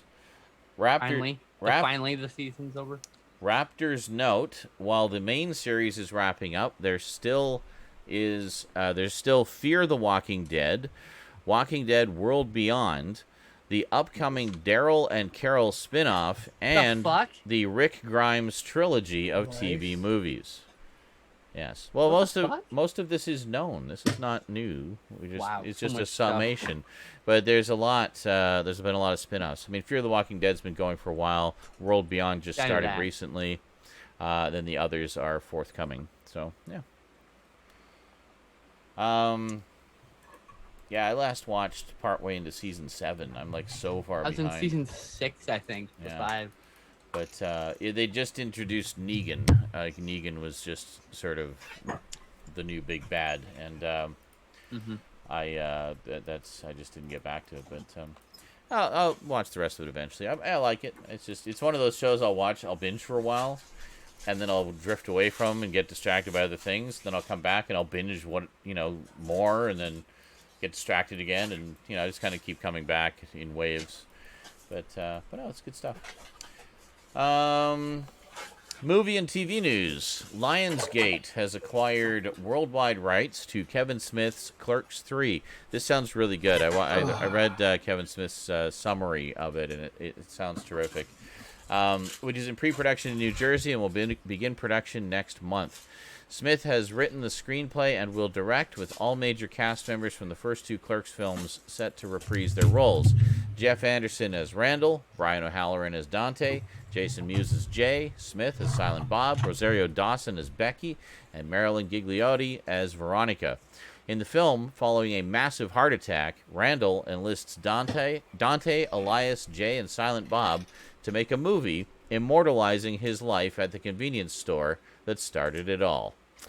Yeah, so kind of a bit of art imitates life there. Because, of course, Kevin Smith had a massive heart attack a few years ago, and that's what prompted him to, make a lot of lifestyle changes. Well, and then, so he's kind of incorporated that into the story of how he made a movie about his life in the convenience store, and, like that. Yeah, so it's always been a mirror of his life, I think, to some degree. It has, and I like that. I like that it's kind of come full circle with this. With the Clerks movies, and I've enjoyed all the View Askew universe movies. They're good time. Great characters, great stories, a lot of Ray, laughs. that someone main died character is probably the one I'm thinking that got me to stop watching. Cause it's just. Oh yeah, I think yeah. I didn't want to do any more spoiling. So. Yeah, see, I did. I watched, I think, a little bit past that point, but. I mean, that's just the world it's set in to me. I mean, it's a brutal world, and there's some bad people that do bad things. But, yeah, I mean, that wasn't the reason I stopped watching. I just kind of drifted away. I wanted to see the resolution of the Season 6 cliffhanger, so I kind of watched that episode to see how it was resolved and like, who was going to get killed and stuff like that. And then I was like, okay, I've satisfied that curiosity. I'll come back to this later. Because I think that was at the end of another big binge. So I was just kind of burned out on Walking Dead at that point. It's like, well, I satisfied my curiosity. I'll come back to this another time. And I just haven't got back to it yet. But yeah, stuff like that doesn't bother me. Like, I won't stop watching a show because they killed a character. I mean, it's part of this. That's because how they kill them. Yeah, but there's needlessly cruel. Well, I don't know. I mean, everything has a purpose into shows like that. I mean, yeah. Some of it necessarily is for shock value. It's a horror show, for fuck's sake. But, I don't have a problem with that. I don't care if it's cruel or whatever, as long as it furthers the story in some way. I'll take my lumps and the emotional upset and move on, and I'll just keep pushing through. I'll never forgive them for Glenn. It was bullshit. That's Fuck what I'm saying. That show. Yeah. Fuck the creator. I moved on to Kirkman. a different show. I don't talk shit about the you, show. fuck It's you. actually a great show. It's not for me anymore. That's all. Nothing wrong with it. It's like Robert Kirkman. I love you, but also fuck you. Yeah. Well, I mean, I'm just saying I don't do that. Like, I don't punish the show by not watching because I don't like some direction the story took. It's just like, I want to see where this is going. I mean, I've been along for the ride this far. I trust the writers of the show that this will have meaning. This is not meaningless. This will have a purpose. And my understanding is, from those who continue to watch, it does. It doesn't make the pain any less. But, it was cruel because that was how that character does things. That is a cruel character. So, but apparently there's a lot more to that character as well than what we see in those handful of episodes. Like, he's still in the series. He's a major character in it. So there is a journey there. There is an arc. And I'm curious to see how that develops. So I will return to it at some point. So, loved you. Nameless character who I was not going to name who died, Stoud. But, that's okay. I might return to it someday. I don't fucking know. I don't know the future. I mean, at least that actor is now free to pursue other things. And I I've didn't seen him say they died. That was you, bro. For fuck's sake. And then you connected the dots. I also didn't say the name, even in repeating. But anyway, we were dancing around that intentionally. But just try to keep up, Stout. Try to keep up and not ruin everything for everybody ever. Hey, you're the one who brought it up. I was defending. I brought it up cryptically, and actually, I think it was Ray that brought it up. And just so people know in the chat, hold on. Just so everyone knows in the chat, there's no moratorium on spoilers. It doesn't matter if that was season 4. I don't care. We're not supposed to spoil a goddamn thing that includes in text. Yeah. Chat, I'm looking at you. I see one of your motherfucking posts. It's a spoiler. I told you, Jess. No spoilers. I told you. Yep. Yes. Literally no spoiler. Literally, I can see a spoiler on the screen right there. Look at that. What? So, yeah, you yes, Jess. Jess. Oh, Michelle. sorry, Jess. We're gonna have to blank your. We're just gonna have to purge the text there, so the spoilers off the screen. Yeah. You're not banned. You're okay. Don't worry. You're okay. We're just gonna put all this off the screens. The spoilers are gone. There we go. Okay. Yeah. We're DSA. You've been DSA'd. Yeah. No, that's okay. Everybody gets. Everybody gets one. Yeah. Everybody knows. No, we're just. A lot of new people here. Yeah. No spoilers. Well, here. exactly. Yeah. I mean, we did it too. Our take on Justin, you did it. You spoiled, not we. Nope. You I blame spoiled. Sean. It's Sean's fault. No, you named a character that shouldn't have been named. I said no names. And you're the only person who said the name, Justin. I was wasn't vague. here when you said no names. I just said Then there's never any names. a character. Something bad happened. In my defense, I have been drinking. I'm not in the right mind. God damn it. Everybody's drinking except me. I'm not drinking. It's literally just Justin right now. That's it. He's the only one drinking right now. I have a drink in the fridge, but there's no rum left. Well, that would just be a tease. I can have a gummy, too. Gummy and a drinky. And then by the time it kicks in, we'll be wrapping up the show anyway. Well, that's what we thought last time, and then you were just really high. Well, but that was also when I ate, like, a whole entire jelly and was just, like, dying. Oh, don't feel bad, Jess. You're okay. Oh, don't feel bad, Jess. It's okay. It's okay. Yeah, Jess. We were more yelling at each other than we were yelling at you. Don't worry. Stoudman. We were yelling at Stoudman. We Blame weren't Sean. yelling at Blame you. Sean, by the way. Blame Sean. Stoud. Blame Stoudman. No. Blame Stoud. Yeah. You can yell at her. It's okay. You can yell at her. Jess says we can yell at, or Ray says we can yell at you. Yeah, Stoud, blame Stoud. Love you, Jess. Blame Justin. All right. Yeah. Anyway. Yeah, Stewie says, I accidentally revealed a character who died on a chat a few years ago. It happens to everyone at least once. Anxiety is like, feel bad, Jess. No, don't feel bad. It's okay. It's water over the dam and something else under Water a bridge. over the I dam. don't know. Water under the bridge. Water. So water flows over. Over a dam and under a bridge? Like, yeah.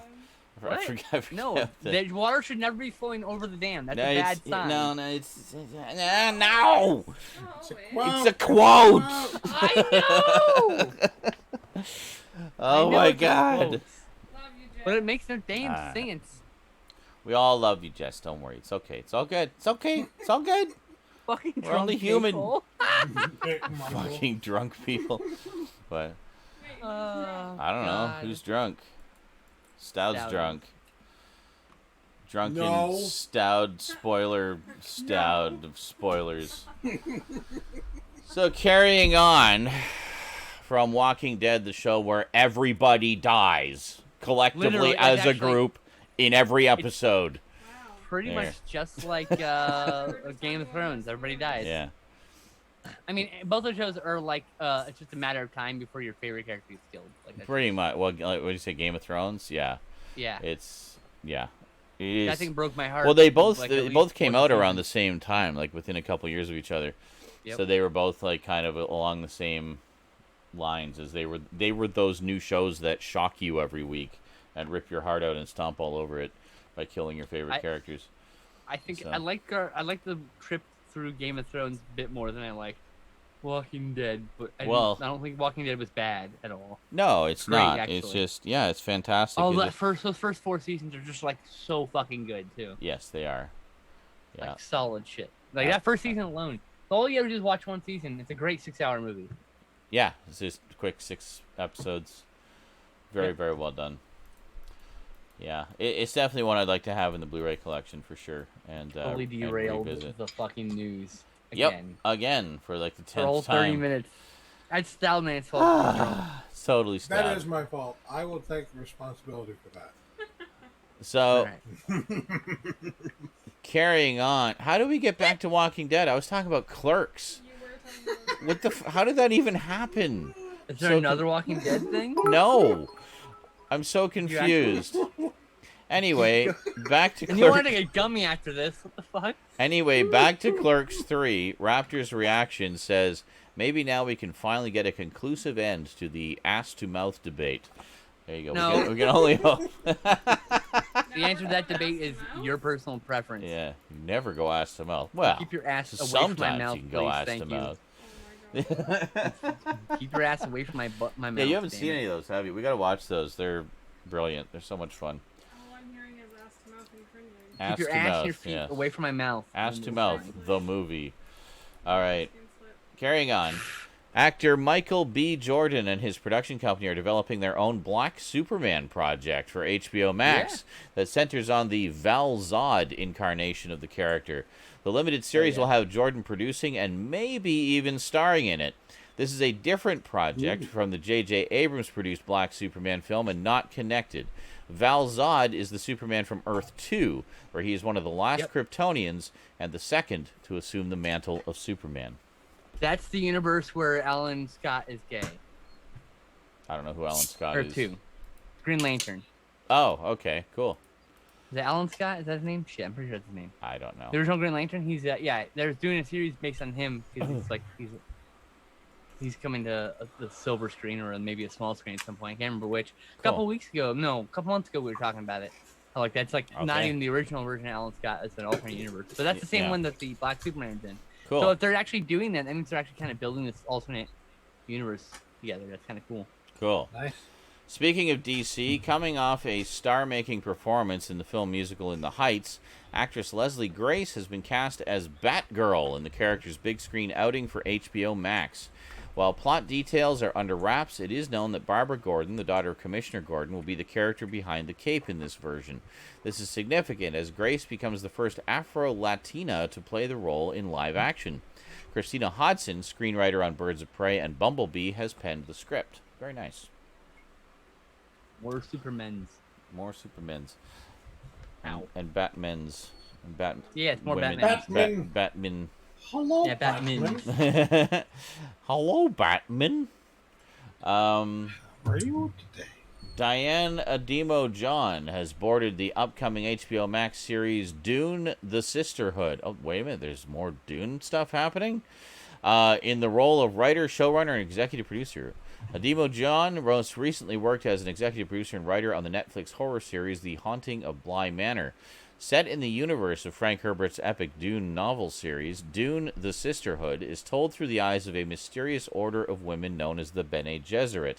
Given extraordinary abilities by their mastery of the body and the mind, the Bene Gesserit expertly weave through the feudal politics and intrigue of the Imperium, pursuing plans of their own that will ultimately lead them to the enigmatic planet Arrakis, known to its inhabitants as Dune.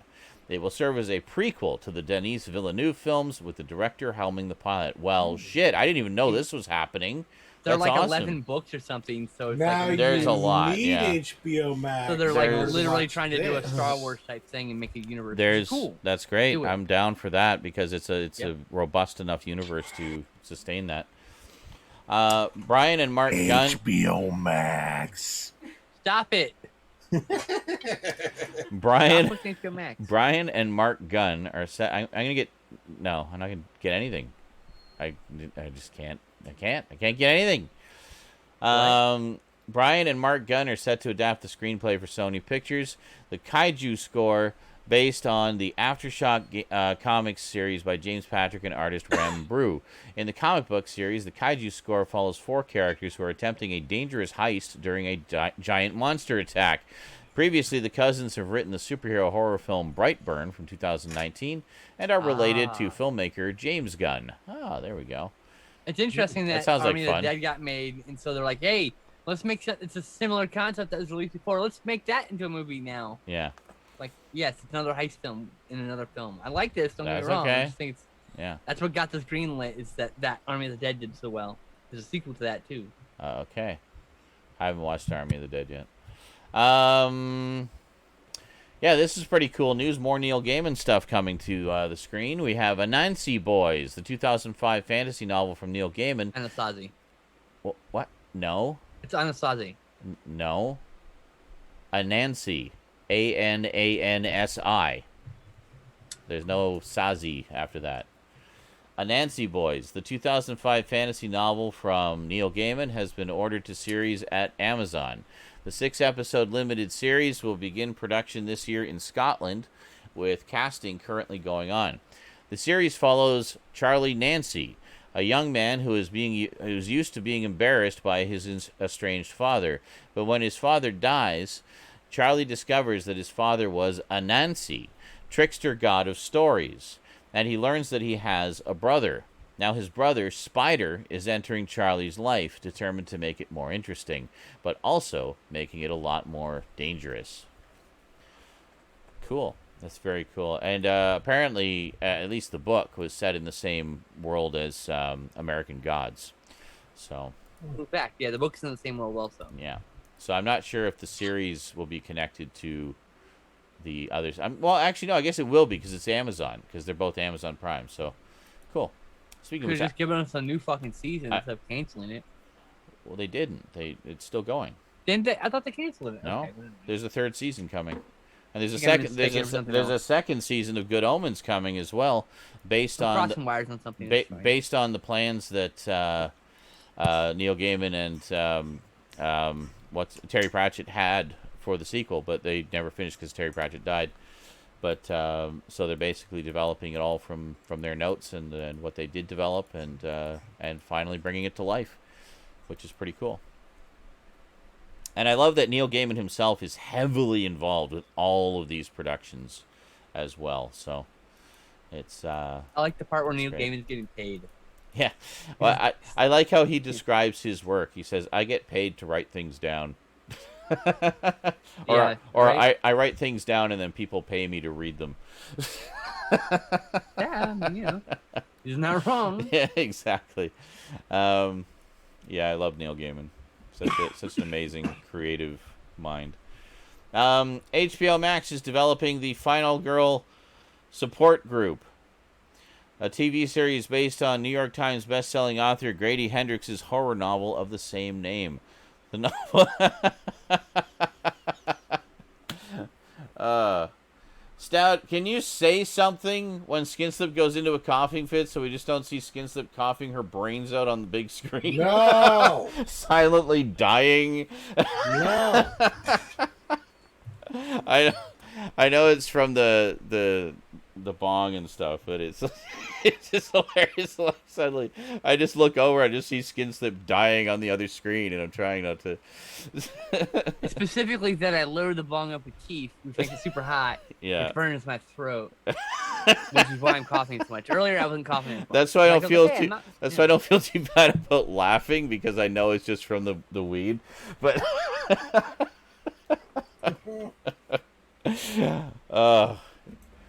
But yes, so Stad just occasionally grunt or something. I don't know. There we go. Son of a bitch. Of course, now you're gonna be laughing, make you cough more. Random grunting noise. Okay.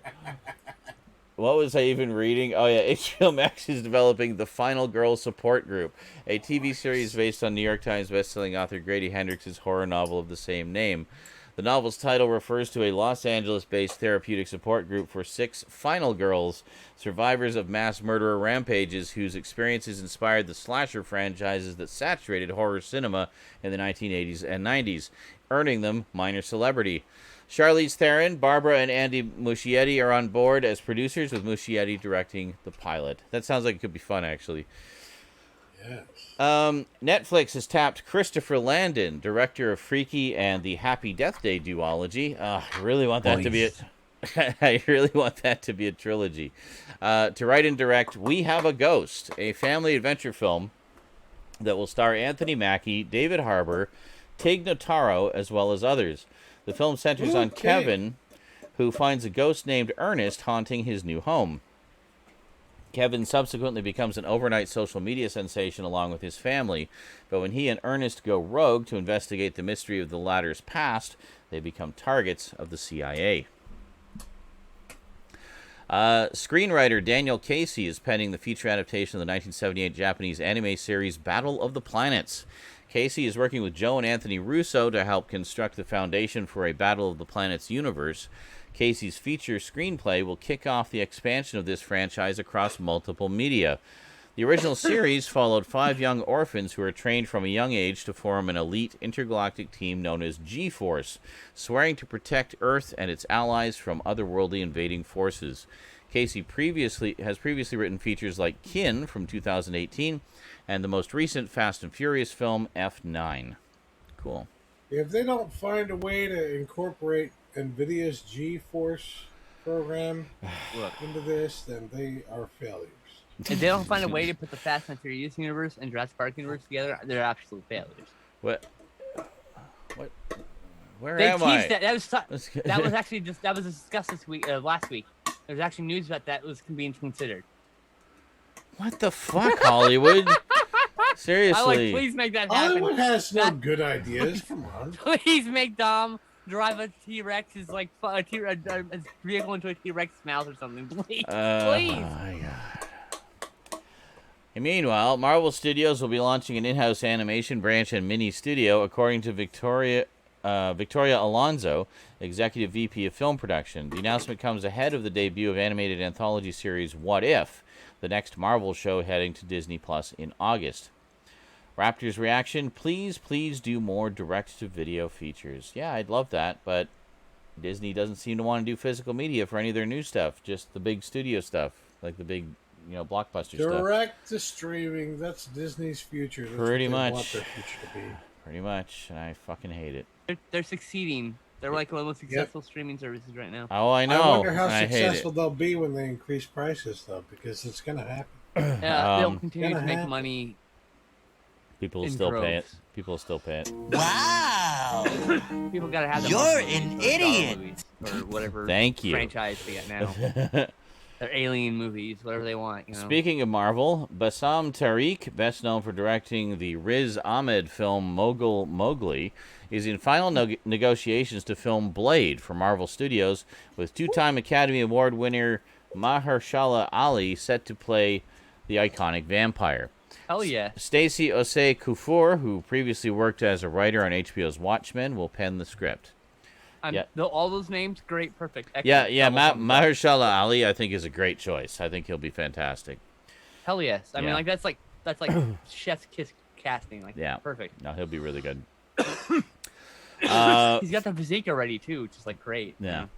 Filmmaker Zack Snyder has signed a first-look deal with Netflix, along with his upcoming sci-fi actioner Rebel Moon.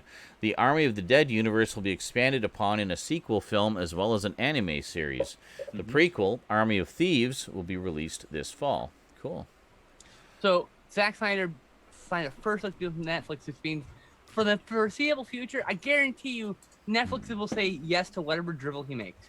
He can make literally paint drying. He comes up, "Hi, I'm Zack Snyder. This is paint drying." Yeah. 5 hours later, Yeah. and they would fucking buy it. Someone would watch that shit for the memes. Okay, he's gonna make money hands over fist. He's gonna make whatever movies he wants. I'm sure he's very ecstatic about this. Yeah. And Netflix rarely interferes. You know. Yeah, no, they do. That's good. In an interview with IndieWire, Fear Street trilogy director Leigh Janiak teased that she isn't done with the franchise yet. She says one of the exciting things about Fear Street is the fact that the universe is big and allows for a lot of space. One of the things that I talked about before I was hired was that we have a potential here to create a horror Marvel cinematic universe where you can have slasher killers from lots of different eras. You have the canon of our main mythology that's built around the fact that the devil lives in Shadyside. So there's also room for everything else. All 3 films are currently streaming on Netflix. Yeah, and I understand. All 3 of those movies are so fucking good too. And I understood they did pretty well. I mean, people were just talking about them all over the place. So there are a few people who were really disappointed with the sequels. That didn't like the first one. I didn't like the second or third one. I heard a lot of people. More people didn't like the third one. I actually liked all 3 of them. Yeah, I heard a lot of people didn't like the first one, but liked the second one, and they're mixed on the third one, and it's like just all over the place. Here. There's some gay women. There's a couple non-binary characters. Like it's really cool. Like this person decides to like Leigh Janiak decide how do you say her name? I'm sorry if I butchered her name. Is like she realizes the power she has here. Yeah. It's a popular series. She's gonna be on a big streaming service, and she's putting the representation there, and I fucking love that. I'm just so good. More horror, please. Give her all the movies she wants to do. In home video news, Kino Lorber have announced a new 4K release of the 1978 classic Invasion of the Body Snatchers. I may have just got the Scream Factory version of that might have possibly been in Stoud's package. You'll find out on September 4th. As well as a Blu-ray complete series set of Kolchak the Night Stalker from 1978. Yeah, I definitely want that to go with the 2 movies. That's a day one purchase with brand new 2K masters. The street date for Body Snatchers is currently unknown, but the one for Kolchak is October 12th. I'll definitely be grabbing that. I think they're pushing for October for that Invasion Body Snatchers, but you never know with restoration. You never know. Stuff. Paramount Pictures, no sooner were we talking about this than it happened. Paramount Pictures have announced a Crocodile Dundee trilogy set on Blu-ray. The street date for this title is September 21st. I'll definitely be grabbing that. I love Crocodile Dundee. We literally talked about that. How many times has that got to happen? I don't know.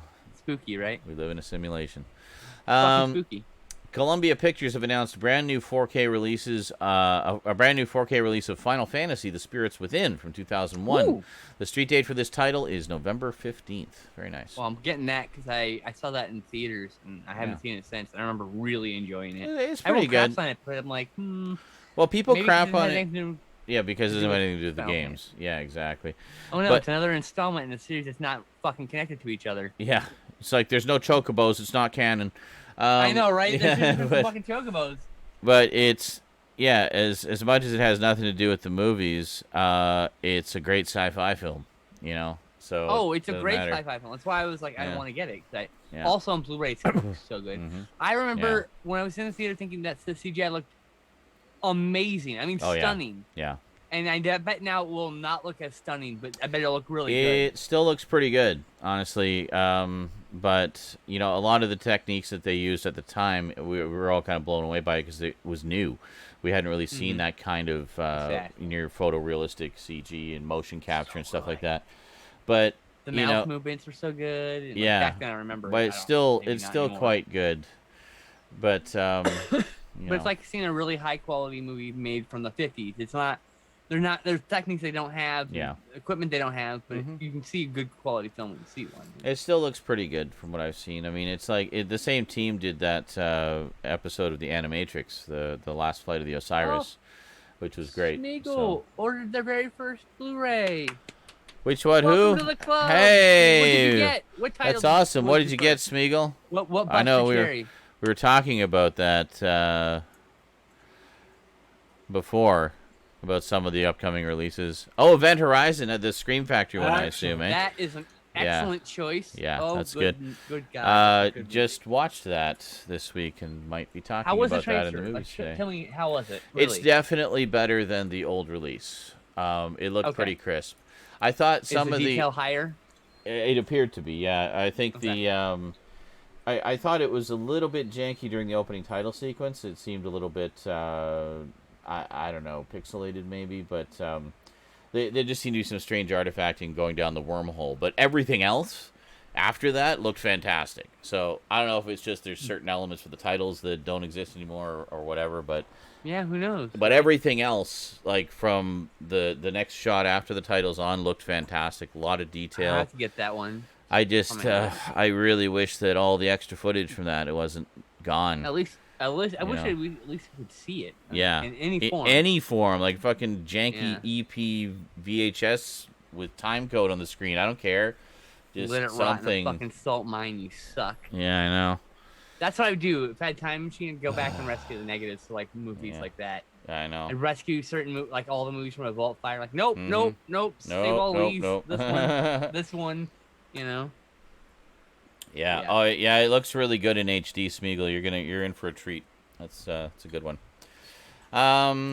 Okay, so getting close to the end of the news here. Yay.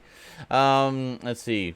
Filmmaker Mike Flanagan has confirmed that his Netflix series The Haunting of Bly Manor will be coming to Blu-ray on October 12th. Yay, finally. A combined collection with The Haunting of Hill House will also be available the same day. I might actually grab that because they said that You're that's gonna done. get that. They said that that's done now because they just wanted to adapt those two stories. They're not doing it anymore. I mean, So- yeah, and I mean Netflix might revive it per se because they they own the rights to it, like that universe. Yeah. That's not what I want to do. God damn it. Maybe we'll get lucky but- and there'll be extended edition. Yeah. Yeah, but, like, yeah. I want those Blu-rays. So there might Yeah. be future movies in that universe, but the important part is those two movies. I wanted Bly Manor very badly. Like Yeah. Jesus Christ, what a beautiful movie. That was a good one, yeah. Uh, Yeah, it made me. so I good. went and rewatched The Innocents again after watching Bly Manor, because it's I need to see that. based on the same story, The Turn of the Screw. It's very good. The Innocents, I think, is generally considered one of the better adaptations of that. I misclicked and opened It's, a message to my ex. Sure. Oh boy. Oh dear. And didn't say anything, but I'm just like, No, oh no, shit, no. hold on, Yeah, let yeah. me close this real quick. But, I'm always paranoid when that happens. Like, oh shit, did they know that I opened a message box? Like, right? Because they Like, don't. fuck. But Did they see me typing? Uh-oh. No. yeah, I know, right? No, they- did they a little didn't. window pop up when that happened? Oh shit. Yeah. Yeah. Anyway. Nope. Dub. In new release news, the following either premiered in theaters or on their respective streaming services this week. The first 5 episodes of Masters of the Universe Revelation, the sequel series 4 decades later, finally hit Netflix. Fun fact, in the role of Skeletor... Oh, it was the role of Skeletor that brought Mark Hamill out of voice acting retirement. Yeah, Mark Hamill is Skeletor. And there's a lot of toxic fanboy bullshit surrounding this one. I just like to say... Oh my god, yes. I just like to say that I've watched the first episode and a half, so I haven't watched all 5 of them yet. I'll watch the rest of them this week. But I really like what I've seen so far. I don't know what everybody's complaining about. Right? Yeah, all the people bitching about this are fucking sad, lonely losers. Don't say all, because some people just don't like it. That's fine if they don't like it, but I mean, some of the comments have been like... Yes. I specifically said bitching about this is, you said... you generalized all of them. All of. Every single Don't give me person. shit, You're not allowed to not like it. Right. Yeah. That was sarcasm, by the way. But yeah, I mean, yeah. The thing is, it's an epic scale story. It's got a little bit... I saw some people saying, like, oh, this is just a parody of the old... No, it isn't. Why? Because it's got a couple of humorous moments in it. Have you seen the original series? It's, like, packed to the gills with the most groan-inducing, goofy humor imaginable. And you think a couple little minor nods to that by having a couple of goofy jokes in the first episode means it's a parody? Like, come on. That's... the flimsiest, most stupid argument ever. Like, go back and watch the original series. It's a really flimsy argument, yes. Yeah, and a lot of people are complaining that the first 5 episodes are mainly about Tila. God forbid. Rather than being a character about that didn't get a lot of development in the original series. She got a fair amount of development, but I mean, she's a strong female character who has always been a strong female character in the series, forever in the franchise. Jesus. It was awesome. I gotta say also, I love the choice of having Lena Headey, Cersei herself from Game of Thrones, as the voice of Evil Lynn. Yeah. Perfect casting there. Right? Mark Hamill's a lot of fun as Skeletor, and I don't know, like, the animation's fantastic. Like, it's just gorgeous to look at. There's a lot of little nods. I'm looking forward to watching it. There's a lot of little nods, not just to the old cartoon, but also to some of the comics, to the toys. In fact, I think they use a lot of the artwork from the toy packaging when they're doing the kind of intro that gives you the backstory of Eternia and everything. And it's great to see it all kind of montaged together. And I don't know what people fucking want. I don't think people even know what they fucking want. Like, did you honestly think they were going to do a new He-Man series that was in the exact same style as the one from fucking 1983 Filmation, the Kings of Limited Animation, the little moral of the story at the end of every episode, Orko screwing everything up left and right? Yes, please more Orko. No, of course they weren't going to do it like that. They would never do that, because you know how limited the appeal would be to that? Netflix, this is a business. This is about making money. It's about creating products that people want to see, so they will be inclined to subscribe to the service. If you do a He-Man series in exactly like the way it was done in 1983 in 2021, that's not going to fly. That's going to flop. A handful of hardcore 40, 50-something fans who grew up with the old series will watch it and love it and be all happy, and it will alienate everybody else in the world. They need something that has broad appeal, and I think this series gets the balance right. It has a lot of little nods to the classic stuff, to, a lot of so-called fan service, actually, but in a fun way. But then it also does something new. It does something different. It creates... there's a multi-layered, complex story at work here, which we have seen half of. There's another half to go. So, I'm so tired of seeing this, just generally, with franchises that do a multi-part saga, and people get all bent out of shape that things didn't turn out perfectly and happy for the heroes at the middle of the saga. It's like, it's the middle. It's not over yet. There's in this case, there's 5 more episodes, so, like, a lot can happen. Word of advice: learn to dispel your expectations. Yeah. It's very hard to do, and it's very worth doing. I know I mention it all the time. So I don't get it. But really, and also, a lot of these arguments online that are against me can just be boiled down to: there's a strong female character here, and I don't like it. Yeah. Pretty much. Yeah. Just last week, I saw a bunch of I saw a. I'm looking forward to it. It's great. I saw a tweet I really thread like from what I've seen of it. somebody- I can't wait to watch the rest. Sorry, go ahead, Steph. I saw a tweet thread from somebody talking about the Marvel Cinematic Universe, Yeah. and they were saying what their least favorite characters were from each movie, Oh, yeah. and literally 95% of their fucking list was just female characters. Just the female that characters. they didn't yeah. like because there were strong female characters. So, Mhm. the same things in wrestling too. They have like the worst wrestlers, is like really great female wrestlers. Like, what are you doing? Mm-hmm. I know. Yep. It's ridiculous. So really, it's just a Pretty list much. of, I hate all the female characters. I just want it to be a sausage fest. Okay, well. Enjoy that. Listen, That'll it's never okay, and it's perfectly fine and normal if you like dick. It's fine. But admit to it. Be open about it. Don't fucking hate on yourself. Love Just who yourself. you are Love inside. yourself and just embrace your love of cock. You know, it's okay. Love the cock. Love the cock. Anyway, carrying on. So anyway, Master of the Universe Revelation, really good. Ignore the haters. I don't know why everybody's so butthurt about this. Well, yeah, I do, but we're not going to get into it. I thought it was great. I can't wait to see the rest of it. I look forward to the last 5 episodes when I finish the first 5 episodes. We save political stuff for the pre-shows. That what? We save political stuff for the pre-show, so Yes. we'll get it out of here. Maybe in the pre-show at some point. In the Yes. future. We like to alienate all of our viewers before we start the main show. And then, Pretty much, yeah. yeah. Accurate.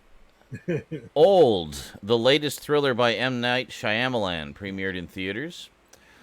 Woodstock 99, Peace, Love, and Rage, the documentary on the 90s music festival gone horribly wrong, hit HBO Max. Blood Red Sky. Sorry, I was going to say, I talked a lot about that during the pre-show. So Actually, you talked about that prior to the pre-show, and then I started the pre-show about midway through that, and we talked about it more. Yes. But if you want to know more about Woodstock 99 and my thoughts on it, then watch the pre-show. Watch the pre-show My right friend, at the start. You don't have to watch a lot of the pre-show. It's right at the beginning. So my friend went to see Pig and Old. They went Old and Pig, so the ticket says Old Pig. Old Pig. Yeah. Pig was really great. I by the saw way. Old Pig. Also, Blood Red Sky, the foreign horror that takes place 13,000 feet up, hit Netflix. Jolt, the latest action film starring Kate Beckinsale, hit Prime Video. The Stuntman, the documentary chronicling a stuntman's very last ride, hit Disney+. The first 5 episodes of Behind the Attraction, the docuseries on the creation and history behind some of Disney's greatest rides, hit Disney+. That's something I'd really be interested to see, actually. I think we were talking about that one last week, I think, when it was in the news. Mm-hmm.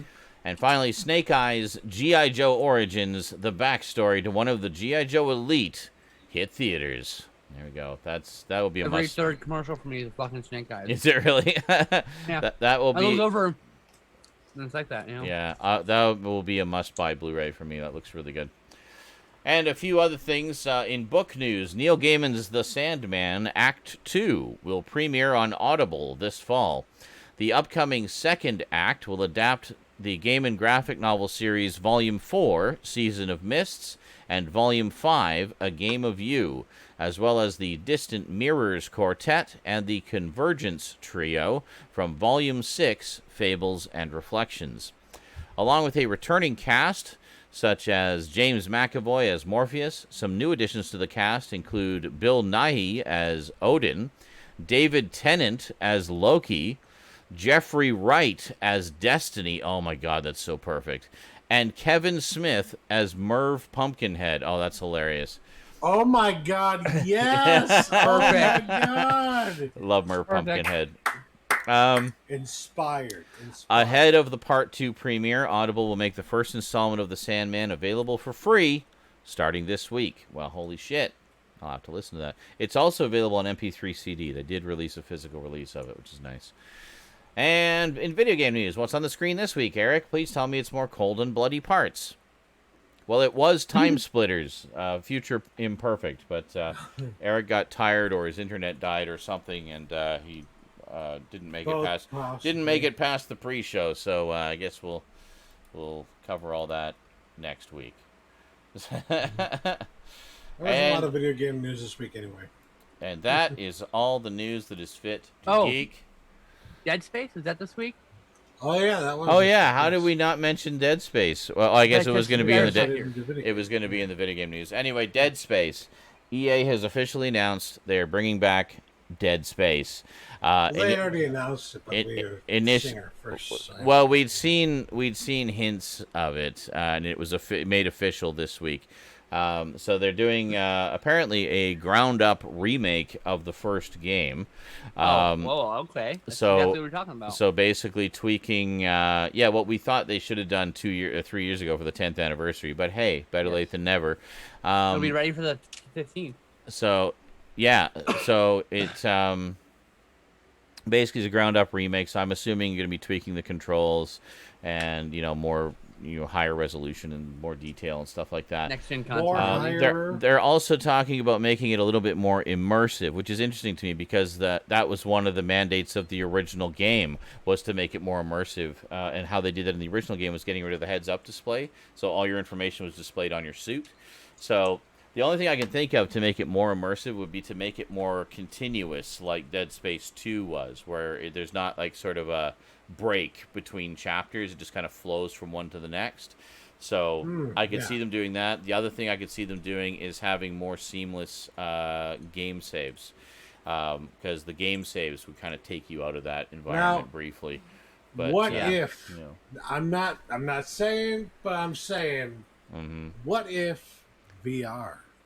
Yeah, that's a possibility too. Oh my God, VR support would be the thing to do. So it'd be like a first person we want it to be mode. More if it's ground up, then I guarantee that's going to happen. This is the VR generation of video games. You want it to be more immersive? Then no, actually, Stewie one. They've said there will not be microtransactions in this. It is the first one, not the third one, and no word on if they're going to remake the other two. I suspect what this is a testing of the waters to see. It's kind of a gentle revival of the franchise to see if there's still interest, and if the first one does well, maybe we'll finally get a Dead Space 4. Who knows? Yeah. There were no microtransactions in the third one. It was just DLC. That's true. That's true. It was just DLC. You're thinking about the wrong game, Stewie. Yeah. There was actually no microtransactions, technically speaking. It was just DLC. It was just DLC. Yeah, they had that in the second one too. They had some things you could buy, like new suits and stuff. And then they had the multiplayer modes, which really sucked. Mainly sucked because there was no like anti-cheating, and people would just find the cheapest possible way. Camping the spawn areas and things like that. Yeah, you have to be dedicated to like having anti-cheat and moderators, stuff like that, because nowadays it's like that's the way you just have to. Yeah. You'll kill a game real quick if you don't. Oh yeah, and it did. That's what ruined it for me. Like I was having fun until people figured out how to cheat, and we're just using like the cheapest techniques possible to just shoot win. you through the wall and you can't shoot me. Things like that, shooting through the wall, or the worst one was spawn camping, where they would just be like right at the spawn point and just destroy you as soon as you appear. Like you didn't even pick up a gun. Like they didn't have true randomization, huh? No, they didn't. There was one spawn point in each level. It was the same one all the time. That's a terrible mistake. Yep. A huge mistake. That's a huge design flaw. So you just had no chance. Once they camped it, you were fucked. So that was like if they did it better this time, and it was like on the PC, I think it'd be better off. But yeah, the stuff they had in the third one, I know people got bent out of shape about some of the DLC that should have been just part of the game.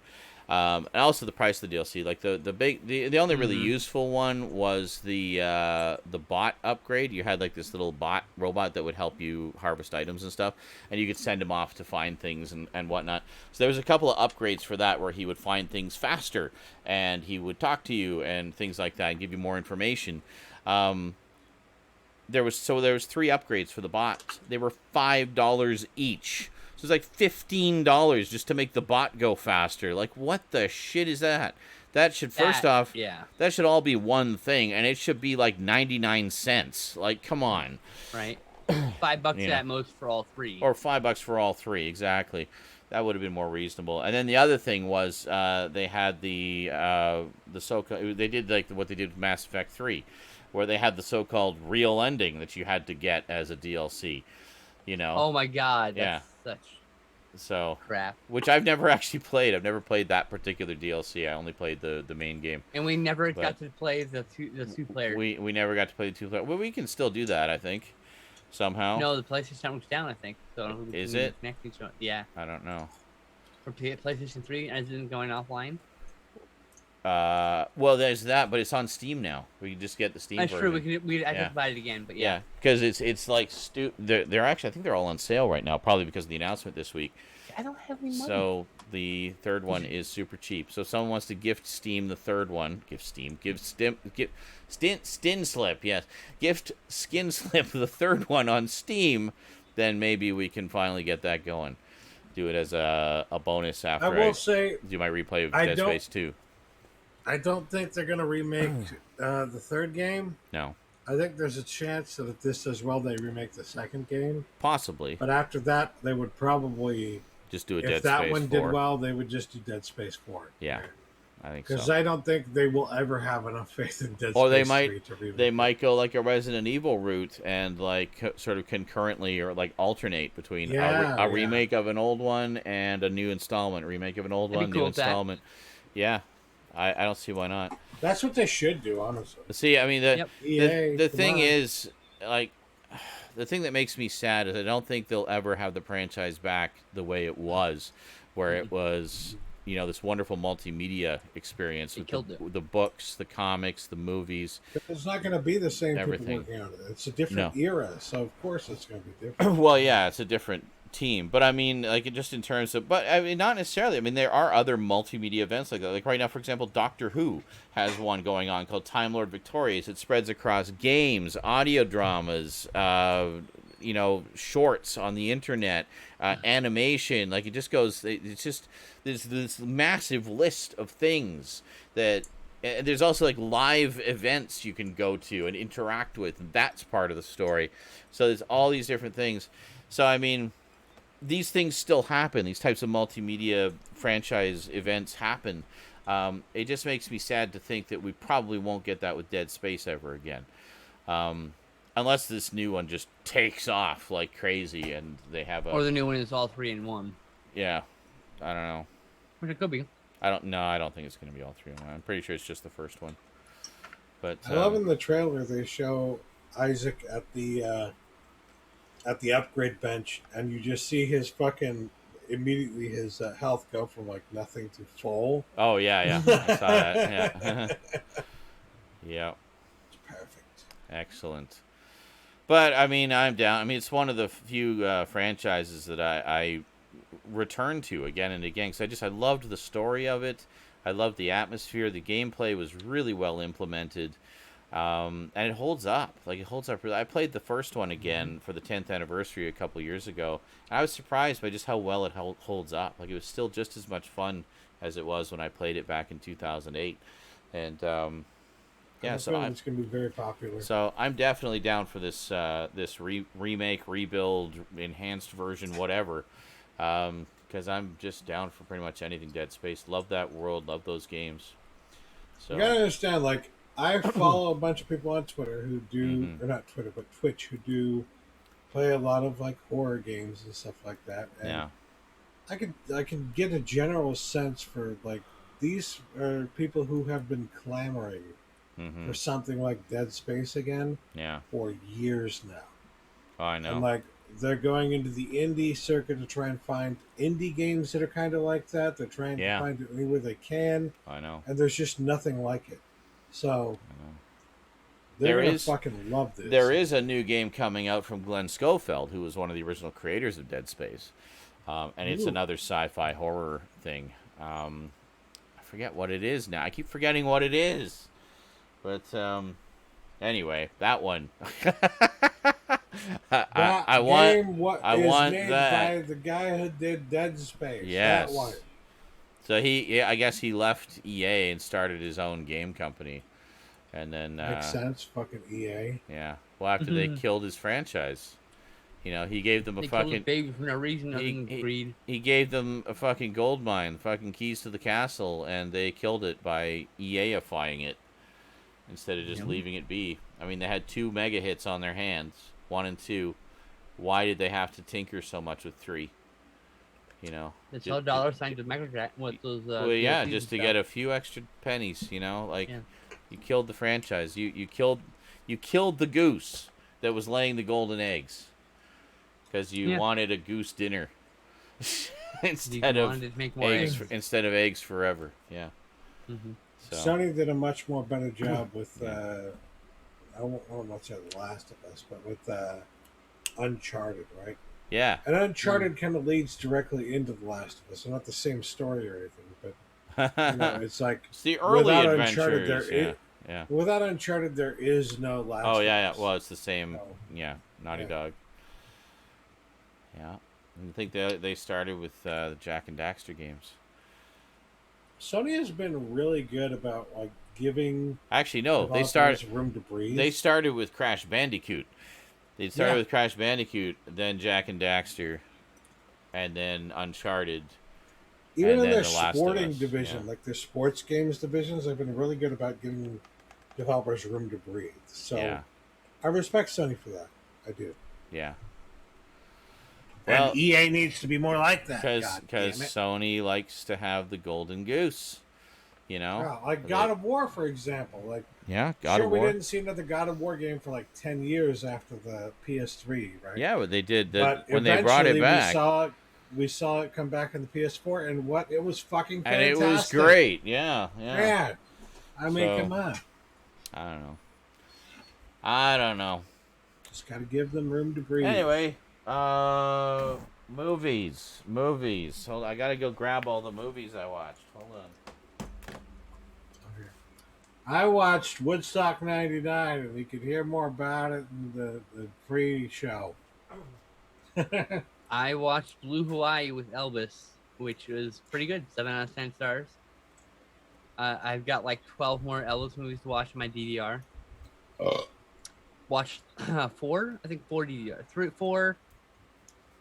Yeah, 4 movies so far I've watched of his. I've watched Love Me Tender, Blue Hawaii, Jailhouse Rock, and GI Blues. So this week we watched a few different things. Ray was in the mood for something scary. I was in the mood to see how the new transfer was. So we watched Event Horizon, which on the new Scream Factory disc. So that's how I know how it looks, because we just watched it. And she'd never seen it before. Really liked it. Thought it was really good. And Sam Neill giving his best. I have such sights to show you. Yeah, I know. It's another. My God. I almost bought this. I almost bought In the Mouth of Madness at the same time, so I could have had. I love that movie. I have that. I could have had a Sam Neill Goes Crazy double bill. If you only had the money for it, then that would have been perfect. Right. But, help them get the money to be able to do things like that, chat. Donate. Yes. The Sam $25, I'll eat a fucking hot chip. Sam Crazy Goes Neil. Yes, Sam Neill Goes Crazy. Next up, we were talking about this on stream a little while ago, just about one of the all-time great tearjerkers that I really like. And then I got a package from Baseman Mike a couple weeks later, and it had the movie in it. So we finally got around to watching it. Lorenzo's Oil, starring Nick Nolte and Susan Sarandon. Wonderful, wonderful film based on a true story. I've seen that before. Yeah, it's a good one. Directed by George Miller, Mr. Mad Max himself. So Babe. He did Babe Pig in the City, yeah. And he did both Happy Feet movies. I just found this out yesterday. That's so bad. so He random. does what he has to do in order to get the money and the fucking clout. Dude was just trying to pay his fucking bills. I don't blame. blame him at all, dude. Oh yeah, absolutely. It was clear there was some bill-paying jobs there, but this one is genuinely good. Some wonderful performances in it. It's based on a true story. Very good. I think it was nominated for Oscars. I wouldn't be surprised. Yeah, it's about basically a young boy is or Emmys. Comes down with this rare degenerative disease for which there is no known treatment, and there is very little research being done because it's so rare. So his parents refuse to give up on him. So since they're getting no help from the doctors, no help from support groups for this disease, the father takes it upon himself to literally learn biochemistry to understand this disease and how it works and if there's a way it can be treated.